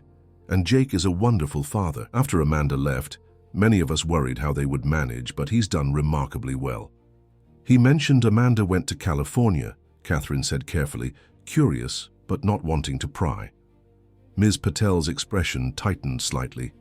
Yes, pursuing her acting career. She visits occasionally, Christmas last year, I believe. But it's hard on Emma. She gets excited when her mother arrives, then devastated when she inevitably leaves again. Catherine nodded, thinking of Emma's resilience in the face of such complicated emotions. Children are stronger than we give them credit for. True, Ms. Patel agreed, but they still need stability. Jake provides that, and this community helps. It's good to see Emma forming a bond with you as well. She needs positive female influences in her life. The conversation shifted to other topics, but Ms. Patel's words lingered in Catherine's mind long after she'd left. The idea that she might be a positive influence in Emma's life was both flattering and terrifying. Catherine had never considered herself maternal, had never imagined herself in any sort of parental role, yet here she was, helping care for a child, finding unexpected fulfillment in reading bedtime stories and making sure medications were taken on schedule. 1 week after Emma's release from the hospital, Catherine sat at Jake's kitchen table, laptop open as she worked on her community bakery proposal. The concept had evolved from a vague idea into a comprehensive plan. Each Morgan Bakery's location would establish a smaller, neighborhood-focused shop that would source ingredients locally, offer apprenticeships to community members, and maintain affordable price points alongside the company's premium products. It was ambitious and risky, requiring significant investment with uncertain returns. But as Catherine developed the financial models, she found herself thinking not in terms of profit margins, but of impact. How many jobs created, how many communities served, how many families brought together around freshly baked bread. Jake entered the kitchen, wiping his hands on a dish towel. He'd taken the day off to bring Emma to her follow-up appointment, which had gone well. The doctor had cleared her to return to school the following Monday, though she was still banned from strenuous activity. "How's the proposal coming?" he asked, peering over Catherine's shoulder at her screen. "Challenging," she admitted. "I'm trying to make the business case for something that isn't primarily about business. It's like speaking 2 languages simultaneously." Jake nodded thoughtfully. "Maybe that's exactly what Morgan Bakeries needs, someone who can translate between profit and purpose." Catherine looked up at him, struck by the insight. That's actually very helpful. He shrugged but looked pleased. Even mechanics have good ideas sometimes. More than sometimes, Catherine replied, saving her document and closing her laptop. How's Emma? Napping. The appointment tired her out, but the doctor says her lungs sound much better. Jake sat down across from her, his expression turning serious. Catherine, we need to talk about what happens next. She nodded, knowing this conversation had been inevitable. I go back to Boston next week. And then? Catherine sighed. Honestly, I don't know. If the board accepts my proposal, I'll be overseeing a major restructuring of the company. If they don't, she trailed off, the possibilities both frightening and exhilarating. What do you want to happen? Jake asked, his grey eyes intent on hers. A week ago I would have said I wanted to remain CEO at any cost, Catherine replied honestly. Now I'm not so sure. Being here, seeing how you live, how this community functions, it's made me question a lot of things I took for granted. Jake reached across the table, hesitantly taking her hand. His palm was warm against hers, calloused from years of mechanical work but gentle in its touch. What about us? He asked quietly. This thing between us, whatever it is, what happens to that when you go back to your world? Catherine's heart raced at the directness of the question. They'd been dancing around it for days, exchanging looks, finding excuses to touch in passing, but neither had put it into words until now. I don't want it to end, she admitted, her voice barely above a whisper. But I don't know how it works, Jake. I live in Boston. My company is there. Your life is here with Emma, with this community that depends on you. Long-distance relationships exist, he pointed out. People make them work all the time. Catherine smiled wryly. Is that what this is? A relationship? Isn't it? Jake's thumb traced circles on the back of her hand, sending ripples of warmth up her arm. I know it's happened fast and under unusual circumstances, but I care about you, Catherine, and I think you care about us too. I do, she acknowledged, the simple truth of it both frightening and liberating. More than I expected to. More than makes sense, really. Jake smiled, the crinkles around his eyes deepening. Logic doesn't always apply when it comes to feelings. So I'm learning, Catherine replied, returning his smile. Before either could say more, the sound of small footsteps on the stairs announced Emma's awakening. They pulled their hands apart just as she appeared in the doorway, hair tousled from sleep. Oliver the otter clutched to her chest. I'm hungry, she announced, climbing onto a chair beside Catherine. Can we have pancakes? Jake laughed. For dinner? Why not? Catherine found herself saying. Breakfast for dinner is perfectly acceptable. Emma beamed, looking between the two adults. Can I help make them? Daddy lets me stir the batter. Of course you can help, Catherine agreed, rising to gather ingredients. The three of them worked together to prepare the meal, Emma standing on a stool to reach the counter, Jake flipping the pancakes with expert precision, Catherine mixing fresh blueberries into some of the batter at Emma's insistence. It was chaotic and messy, and utterly unlike Catherine's usual carefully controlled cooking experiences, but she couldn't remember the last time she'd enjoyed preparing a meal so much. As they sat down to eat, Emma looked at Catherine with those perceptive grey eyes. Are you going back to Boston soon? Catherine hesitated, glancing at Jake, who nodded slightly. Permission to be honest. Yes, sweetheart, I have to go back next week for work. Emma's face fell. Will you come back to visit us? Absolutely, Catherine promised without hesitation, as often as I can. Every weekend? Emma pressed, hope lighting her features. Catherine smiled gently. I'll try for at least twice a month to start. Is that okay? Emma considered this seriously, then nodded. That's acceptable, she declared, unconsciously echoing Catherine's formal phrasing from their first meeting. Jake chuckled. She's picking up your vocabulary. There are worse influences, Catherine replied with a smile.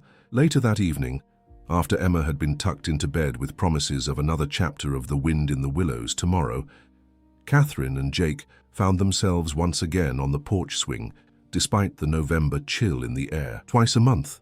Jake asked, picking up their earlier conversation. You meant that? Catherine nodded. It's about a 4-hour drive each way, manageable for weekends, especially if I can work remotely on Fridays occasionally. And you're okay with that? The travel, the time away from Boston?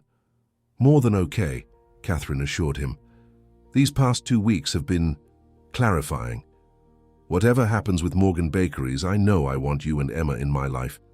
Jake's expression softened. He reached out, gently tucking a strand of hair behind her ear, his fingers lingering against her cheek. I want that too, he said quietly. They looked at each other in the dim porch light, the air between them charged with possibility. Slowly, giving her time to pull away if she wanted, Jake leaned forward. Their lips met in a gentle kiss, tentative at first, then more certain as Catherine responded, her hand coming up to rest against his chest. When they separated, both slightly breathless, Jake smiled. I've been wanting to do that since you stood in my garage yelling about timing belts. Catherine laughed softly. Even then? When I was being completely unreasonable? Even then, he confirmed. There was something about you, this fire, this determination. It was intimidating as hell, but also captivating. You weren't exactly charmed at the time, Catherine reminded him. As I recall, you told me money couldn't accelerate the laws of physics. One of my more philosophical moments, Jake grinned, but look where it led us. Catherine rested her head against his shoulder, listening to the steady rhythm of his heartbeat. Indeed. They sat in comfortable silence for a while, the porch swing creaking gently beneath them, the stars bright overhead in the clear November sky. Catherine thought about the journey that had brought her here, from a broken timing belt on a rainy night to this moment of quiet contentment with a man she'd known for less than a month. I should call Vanessa tomorrow, she said finally. Start preparing for my return to Boston. Jake nodded, his arm tightening slightly around her shoulders. 1 week left. Let's make it count. And they did. The days that followed were filled with small, precious moments, helping Emma with her missed schoolwork, teaching her to make her grandmother's famous chocolate chip cookies, taking short walks around the neighborhood as the little girl regained her strength. Catherine and Jake's relationship deepened through quiet conversations after Emma was asleep, shared cups of coffee in the early morning, and the occasional stolen kiss when they thought Emma wasn't looking, though her giggles often revealed she was more observant than they gave her credit for. The Sunday before Catherine's departure, Jake suggested a picnic lunch in the town square, as the weather had turned unseasonably warm. Emma, finally recovered enough for short outings, was ecstatic at the prospect of leaving the house for something other than a doctor's appointment. They spread a blanket beneath a maple tree, its few remaining leaves a brilliant gold against the blue sky. Martha had contributed her famous scones, and Catherine had prepared sandwiches, while Jake packed Emma's favorite apple juice boxes and a thermos of coffee for the adults. As they ate, Catherine noticed several townspeople stopping to greet them, each interaction warm and genuine. Mrs. Wilson brought her small dog over for Emma to pet. Pastor Jim and his wife joined them briefly, sharing news of the upcoming Thanksgiving festival. Even the local sheriff paused to check on Emma's recovery and compliment Catherine on her sandwich-making skills. You're becoming part of the community, Jake observed after the sheriff had moved on. Riverdale adopts people pretty quickly. Catherine smiled, watching Emma chase a leaf that had drifted down from the tree. It's a special place. I can see why you never left. I did leave, actually, Jake revealed, surprising her. After high school, went to college in New York, even stayed for a couple of years working at a high-end auto shop. Really? What brought you back? Jake's expression turned reflective. My dad got sick. I came home to help with the garage, just temporarily at first, but being back here, it felt right in a way New York never did. When Dad recovered, he wanted to retire, so I took over the business. Met Amanda a year later and, well, you know the rest. Do you ever regret it?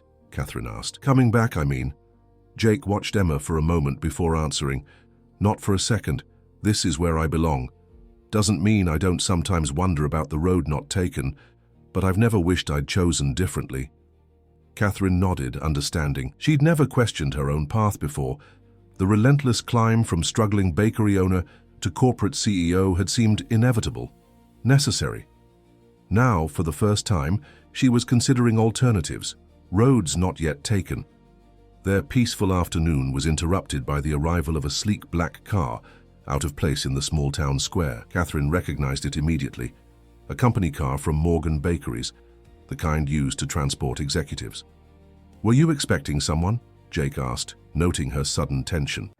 Before Catherine could answer, the car door opened and Robert Chambers stepped out, immaculate in a tailored suit despite the Sunday afternoon casualness of everyone else in the square. "Catherine," he called, striding toward them. "Just the person I was looking for." Catherine rose to her feet, instinctively positioning herself between Robert and Jake and Emma. "Robert, this is unexpected." "Desperate times," he replied with a thin smile. "You haven't been answering my calls." "I've been dealing with a family emergency," Catherine said coolly. "As I informed the board," Robert's eyes flicked to Jake and Emma, his expression skeptical. "Yes, your family emergency. The board sent me to bring you back to Boston. There's been a development with the London property. We need your signature on the contracts by tomorrow morning or we lose the location." Catherine felt Jake stand up behind her, his presence solid and reassuring. Emma had stopped chasing leaves and now pressed against her father's side, watching the stranger with wary eyes. "The board authorized electronic signatures months ago," Catherine pointed out. "I can sign remotely." Robert's smile tightened.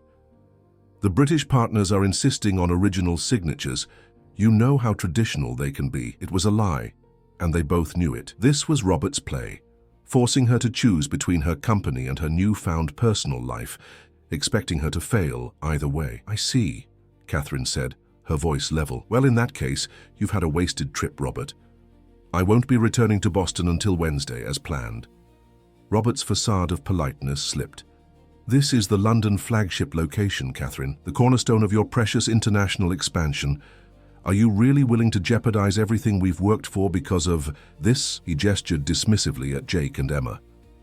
Catherine felt a flash of anger, but before she could respond, Jake stepped forward, extending his hand to Robert. "Jake Anderson," he introduced himself calmly, "and this is my daughter, Emma. You must be Robert Chambers. Catherine's mentioned you." Robert blinked, thrown off balance by Jake's civility. He reluctantly shook the offered hand. "Yes, well, I'm sure she has." "Would you like a scone?" Emma asked suddenly, holding up the basket. "Martha made them. They're the best in Vermont." The incongruity of the child's offer in the midst of the tense standoff was almost comical. Catherine felt a laugh bubbling up inside her, and when she caught Jake's eye, she could see he was fighting a similar reaction. Robert looked utterly bewildered. "No, thank you." Catherine made a decision. "Robert, let me be clear. I will return to Boston on Wednesday as planned. I will present my community bakery initiative to the board on Thursday morning. If the London contracts are truly urgent, have them sent here by courier and I'll sign them. Otherwise, they can wait 2 days." Robert's expression hardened. "The board won't be pleased. The board granted me a 2-week leave of absence," Catherine reminded him. "I'm entitled to use it fully."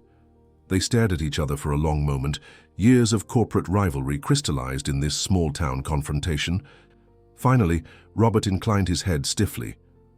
"As you wish. But don't say I didn't warn you when the board votes on leadership next week." He turned to leave, then paused, looking back at Jake and Emma. "Enjoy your picnic." They watched in silence as he returned to his car and drove away, the vehicle's sleek black outline incongruous against the quaint town square. "Well," Jake said finally, "he seems nice." Catherine couldn't help it. She burst out laughing, the tension of the moment dissolving in her mirth. Jake joined her and even Emma giggled, though she clearly didn't understand the joke. As their laughter subsided, Catherine looked at Jake and Emma, this mechanic and his daughter who had somehow become so important to her in such a short time. Robert's visit, intended to intimidate her, had instead crystallized something in her mind. "I think I just made my decision," she said quietly. Jake raised an eyebrow questioningly. "About what happens next," Catherine explained. "Whether the board accepts my proposal or not, I know what I want now." "And what's that?" Jake asked, his grey eyes intent on hers. Catherine smiled, a sense of certainty washing over her. "Balance. A life that includes both meaningful work and people I care about. I don't know exactly how it looks yet, but I know it's possible." Jake reached for her hand, squeezing it gently. "We'll figure it out together." Emma, watching them with those perceptive eyes, nodded solemnly. "Family is the most important thing," she declared, with the absolute conviction of childhood. "That's what Ms. Patel says." Catherine's heart swelled at the word family, a concept that had been abstract to her for so long. reduced to holiday phone calls with distant relatives. Now sitting on a picnic blanket in a Vermont town square with Jake and Emma, she was beginning to understand what it truly meant. "Ms. Patel is very wise," she agreed, squeezing Emma's hand with her free one. As they packed up their picnic, the sun beginning its descent toward the horizon, Catherine felt a sense of peace she hadn't experienced in years. Whatever challenges awaited her in Boston, Robert's machinations, the board's decision, the uncertain future of Morgan Bakeries, she would face them with a new perspective and a heart no longer defined solely by corporate success. The road ahead might be uncertain, but for the first time in her adult life, Catherine Morgan was looking forward to the journey rather than just the destination. 6 months later, Catherine stood in the newly renovated storefront, the morning sunlight streaming through large windows that faced Riverdale's main street. The space, once a vacant hardware store, had been transformed into a warm, inviting bakery. Reclaimed wood counters gleamed beneath glass display cases waiting to be filled. The brick walls had been left exposed but freshly cleaned, while the original tin ceiling had been restored to its former glory. The scent of fresh paint mingled with the earthy aroma of coffee beans being ground for the first time in the professional machine that dominated one corner. "What do you think?" she asked, turning to Jake, who was examining the vintage light fixtures they'd salvaged from an old barn outside town. "It's perfect," he said, his eyes sweeping the space with pride. "Morgan's Community Bakery. Your grandmother would approve." Catherine smiled, warmth spreading through her chest at his words. "I think she would, though she might be surprised by the location." The past 6 months had been a whirlwind of change. Catherine had returned to Boston as planned, presented her community bakery initiative to the board, and faced the vote on her leadership. The result had been unexpected. The board neither fully accepted her proposal nor removed her as CEO. Instead, they'd offered a compromise. Robert would take over as CEO of Morgan Bakery's premium division, overseeing the international expansion, while Catherine would head a new subsidiary focused on community-based locations, starting with a pilot program of 3 bakeries. It wasn't the outcome Catherine had anticipated, but as she'd sat in the boardroom listening to the chairman's proposal, she'd felt an unexpected sense of relief. The arrangement freed her from the aspects of running Morgan Bakeries that had become most draining while allowing her to pursue the vision that now energized her. The first location she'd chosen for the pilot program, Riverdale, Vermont. The decision had raised eyebrows among the board members, but Catherine had made a compelling business case. Low overhead costs, an underserved market, and a strategic location between several tourist destinations. What she hadn't included in her presentation was the personal pull of the small town. The way it felt increasingly like home each time she visited, the community that had welcomed her with open arms, and most importantly, the man and child who had changed everything. "Mommy! Daddy!" "The sign is here." Emma's excited voice rang out as she burst through the front door, followed by Martha, who had been watching her while Catherine and Jake worked on the bakery's final touches. Catherine still felt a flutter in her chest every time Emma called her Mommy, a development that had occurred naturally about 3 months earlier, shortly after Catherine had begun spending more time in Riverdale than Boston. She'd never corrected the child, and after a private conversation with Jake where he'd assured her he was comfortable with Emma's choice, Catherine had embraced the title with a mix of terror and joy. "Is it?" Catherine asked, crouching down to Emma's level. "Let's go see." They all stepped outside to where a truck had pulled up, carrying the hand-painted wooden sign that would hang above the bakery's entrance. The design was a collaboration. Catherine had worked with a local artist on the concept, while Emma had insisted on adding small stars around the border to make it magical. As the workers carefully mounted the sign, Catherine slipped her hand into Jake's, their fingers intertwining with the easy familiarity that had developed between them. His silver wedding band caught the sunlight, a recent addition from just 2 months ago, when they'd married in a simple ceremony in the town square, surrounded by both Riverdale neighbors and Catherine's colleagues from Boston. The wedding had represented the final merging of Catherine's 2 worlds. Robert had attended, still stiff and formal, but gradually accepting the new dynamic between them as business peers rather than rivals. Vanessa had come as well, having chosen to remain Catherine's executive assistant despite offers to join Robert's team. Even the board chairman had made an appearance, using the opportunity to see firsthand the location that had sparked such a significant shift in company strategy. "It's beautiful," Martha declared as the sign settled into place. Morgan's Community Bakery, Eastern 2025, with the tagline, "Where tradition meets community" beneath it. "When do we open, Mummy?" Emma asked, her hand clutching Catherine's free one. "Monday morning," Catherine replied. "Just 3 days away. Are you ready to be our official taste tester?" Emma nodded solemnly. "It's a big responsibility, but I'll do it for the people of Riverdale."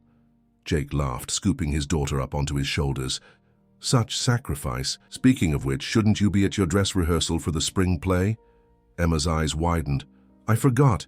Miss Patel will be waiting." "I'll take her," Martha offered. "You two finish up here. Come on, Emma. We don't want to keep your adoring public waiting." As Martha led Emma away, the little girl chattering excitedly about her role as a talking tree in the kindergarten production, Catherine and Jake returned to the bakery. There was still much to do before the grand opening. Final health inspections, staff training, test bakes of all the recipes Catherine had selected for the initial menu. "Coffee break," Jake suggested, gesturing to the newly installed machine. "Might as well make sure it works properly." Catherine nodded gratefully. The past weeks had been exhausting but exhilarating as they'd raced to complete the renovations on schedule.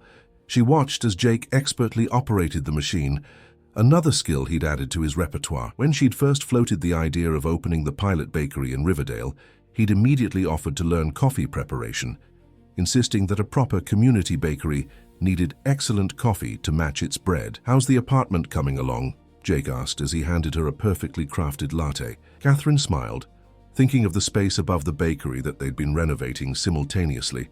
"Almost finished. The contractors are installing the last of the kitchen cabinets today." The decision to create living quarters above the bakery had been practical at first. Catherine needed a place to stay during her increasingly frequent visits to Riverdale. But as her relationship with Jake and Emma had deepened, the apartment had evolved into something more significant. A second home for all three of them. They weren't planning to leave Jake's house. The small colonial with its wraparound porch had too many memories, and Emma was settled in her neighborhood and school. But the apartment would allow them to stay in town on nights when the bakery required early mornings or late evenings, and it provided Catherine with a dedicated office for her remote work when she wasn't in Boston. "I can't believe we pulled this off in 6 months, Jake marveled, looking around the space. From concept to reality. Catherine sipped her coffee, savoring the rich flavor. "I've opened new locations before, but never quite like this. Usually it's all about efficiency and standardization. This has been more personal." "That's what makes it special," Jake said, moving behind the counter to stand beside her. "You're not just opening another Morgan Bakeries, you're creating something new." Catherine nodded, thinking about how much had changed since that rainy night when her car had broken down outside Jake's garage. Her life now existed in 2 spheres. 3 days a week in Boston, overseeing the Community Bakery Initiative, 4 days in Riverdale with Jake and Emma, building both a business and a family. It wasn't always easy. The constant travel was tiring, and there were still moments of culture clash between her corporate mindset and Jake's small-town perspective. But the challenges seemed manageable, even enriching, in ways that her previous workaholic lifestyle never had. "Have you heard from Robert lately?" Jake asked, seemingly reading her thoughts. Catherine smiled wryly. "Weekly executive committee meetings. He's doing well with the international division, actually. The London location opened last month ahead of schedule." "And that doesn't bother you?" Jake studied her face carefully. "That he's getting the credit for your expansion plan?" Catherine considered the question. 6 months ago, it would have infuriated her to see Robert succeeding with what she'd always considered her vision. Now she found herself genuinely unbothered. "Not really," she admitted. "He's good at what he does, the high-end corporate side of the business, and I'm finding I'm better at this, connecting with communities, creating spaces where people want to gather, not just purchase luxury goods." Jake's smile was warm with pride. "You certainly are. Half the town has been stopping me in the street to ask when they can try your grandmother's famous sourdough." "Monday," Catherine promised. "Though I've been tweaking her recipe, I think I've finally perfected the crust." A comfortable silence fell between them as they finished their coffee, each lost in thoughts of the journey that had brought them here. Catherine found herself reflecting on the impulsive promise she'd made that first night. "If you fix my car, I'll help raise your daughter."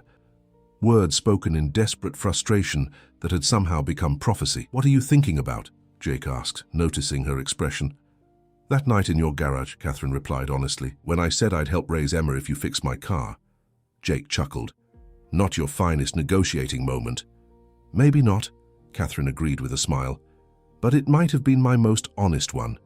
He reached for her hand, his expression turning serious. You know, when you drove away that first time, I never expected to see you again. I figured you'd go back to your corporate world and forget all about the small-town mechanic and his daughter. I tried, Catherine admitted. I really did try to go back to my old life as if nothing had changed. But it had. I had.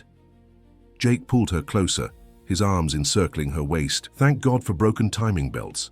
And stubborn mechanics who wouldn't be rushed, Catherine added, leaning into his embrace.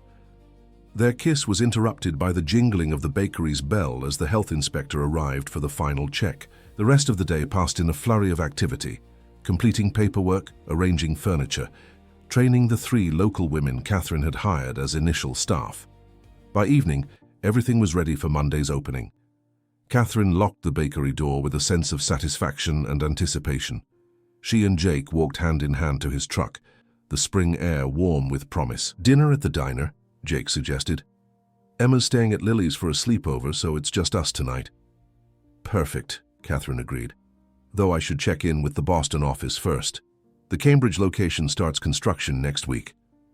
As they drove through Riverdale's quiet streets, Catherine's phone rang. Vanessa, with updates on the Cambridge property. The conversation was brief but productive, a reminder of the corporate world that still formed a significant part of Catherine's life. Good news? Jake asked as she ended the call. Yes, Catherine nodded. The permit issues are resolved.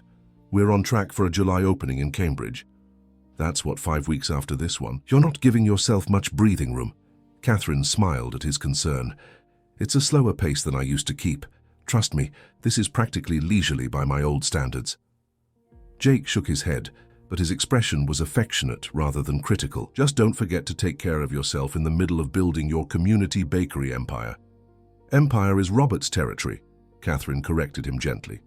I'm aiming for something more sustainable. At the diner, they were greeted like family, another adjustment for Catherine, who had been accustomed to the anonymous efficiency of high-end Boston restaurants. Here, the waitress knew their usual orders, asked about Emma's school play, and updated them on her son's college applications without missing a beat. Mrs. Wilson stopped by earlier, the waitress mentioned, as she refilled their coffee cups. Said to tell you she's bringing her famous apple pie to your opening on Monday. Wants to make sure you have enough dessert options. Jake grinned. Better make room in your display case. Nobody turns down Mrs. Wilson's pie. I wouldn't dream of it, Catherine assured them both. In fact, I've been thinking about a community recipe board, a rotating selection of local specialties alongside our standard menu. That's a wonderful idea, the waitress enthused. My mother's cinnamon rolls have won the county fair 3 years running. Bring her by on Tuesday, Catherine invited. We'll talk about featuring them. As they finished their meal, Catherine found herself marveling again at how completely she'd been embraced by Riverdale. Her initial impressions of small-town life had been largely romanticized, she knew. Every community had its challenges and conflicts, Riverdale included. But there was an authenticity to the connections here that she'd rarely experienced in her corporate world. Later that night, as they sat on the porch swing at Jake's house, their house now, Catherine reminded herself, she brought up something that had been on her mind. I had a call from Amanda yesterday, she said carefully. Jake's body tensed slightly beside her. Oh? She wants to visit next month. She wants to visit, said she has a break between projects and would like to see Emma. Amanda's sporadic presence in Emma's life had been one of the more challenging aspects of Catherine's integration into the family, though the other woman had willingly signed the paperwork, allowing Catherine to legally adopt Emma after the wedding. Her occasional visits often left the child emotionally unsettled. Jake sighed. Did you tell her about the adoption being finalized? Yes, Catherine nodded. She said she was glad Emma would have stability. I think she means it, Jake. In her own way, she wants what's best for Emma, even if she can't be that herself. He was quiet for a moment, processing. How do you feel about her visiting? It's not about how I feel, Catherine replied honestly. It's about what's best for Emma. And I think having some connection to her birth mother is important, as long as Amanda respects our boundaries. Jake studied her face in the porch light. You continue to amaze me, you know that? Most women would feel threatened by their stepdaughter's mother showing up. Catherine smiled wryly. "Oh, I didn't say I wasn't threatened, just that my feelings aren't the priority." Jake laughed softly, pulling her closer against his side. "Motherhood suits you, Catherine Morgan Anderson.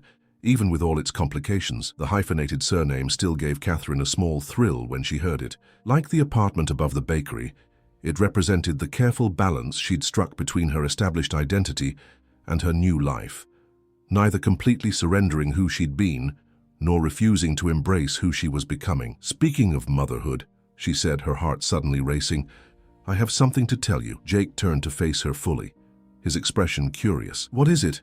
Catherine took a deep breath. "I'm pregnant." His eyes widened, shock giving way to wonder. We're really?" She nodded, a mixture of nervousness and joy bubbling up inside her. "About 8 weeks along. I confirmed it with the doctor in Boston yesterday, but I thought, you said you weren't sure if you wanted more children," Jake stammered, clearly trying to process the news. "I wasn't sure," Catherine admitted. "It wasn't planned. But when I saw the test results, Jake, I've never felt so terrified and so certain at the same time." A slow smile spread across his face, and then he was gathering her into his arms, holding her as if she were made of precious glass. "A baby," he whispered against her hair. "Our baby. Emma's going to be a big sister," Catherine said, her own smile growing. "Think she'll be excited?" "Are you kidding? She's been dropping hints about wanting a sibling since Christmas. She'll be over the moon." Jake pulled back slightly to look into her eyes. "How are you feeling? Morning sickness? Fatigue?" Catherine laughed at his immediate shift into protective mode. "Some fatigue. No real sickness yet, but the doctor says everything looks normal so far. We'll need to set up a nursery," Jake began, his mind clearly racing ahead. "And the commute to Boston? Maybe you should cut back once you're further along. And the bakery opening. Should you be on your feet that much? Maybe we should—" Catherine silenced him with a kiss. "One step at a time," she murmured against his lips. "We have months to figure it all out." Jake rested his forehead against hers, his hands gently cradling her face. "A family of 4, he said wonderingly. "If someone had told me a year ago that a broken timing belt would lead to this—" "You'd have charged them double for the repair?" Catherine suggested with a grin. "At least," he agreed, laughing. "Maybe even triple." They stayed on the porch swing until the night grew cool, talking about the future, the bakery's opening, the baby's arrival, Emma's reaction to the news. It was a future neither could have imagined before that rainy October night, yet now it seemed inevitable, as if all paths had always been leading here.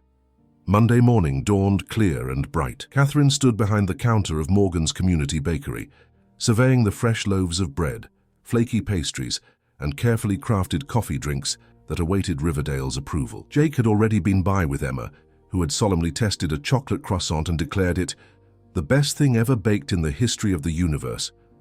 Now, as the clock ticked toward the 7 a.m. opening, Catherine felt a familiar flutter of pre-launch nerves. This wasn't her first bakery opening, but it was undoubtedly her most meaningful. This wasn't just a business venture. It was the physical manifestation of her transformed life. The staff, 3 local women with varying baking experience, whom Catherine had trained personally, stood ready, their excitement palpable. Outside, a small crowd had gathered, curious townspeople eager to see inside the renovated space that had sat empty for so long. At precisely 7 a.m., Catherine unlocked the door and Riverdale entered Morgan's community bakery for the first time. The response was everything she'd hoped for. Exclamations of delight at the warm interior, appreciation for the craftsmanship of the baked goods, and perhaps most satisfyingly, a natural gravitation toward the communal tables where neighbors sat together, sharing food and conversation. By mid-morning, the bakery was humming with activity. Catherine moved between the front counter and the kitchen, making adjustments, offering suggestions, ensuring everything ran smoothly. During a brief lull, she stepped outside for a moment of fresh air and perspective. From the sidewalk, she could see through the large windows into the bustling space she'd created. Local artwork hung on the brick walls, the first contributions to what would become a rotating gallery for community artists. The reclaimed wood tables were filled with people of all ages, from elderly couples sharing coffee to young mothers with toddlers enjoying morning treats. Behind the counter, her staff worked with increasing confidence, already developing the rhythm that would become second nature in time. It was everything she'd envisioned, yet somehow more vibrant, more alive than any business plan could capture. "Quite a success," came a familiar voice from behind her. Catherine turned to find Robert standing there, immaculate as always in a tailored suit that stood out starkly against Riverdale's casual aesthetic. "Robert?" she greeted him, genuinely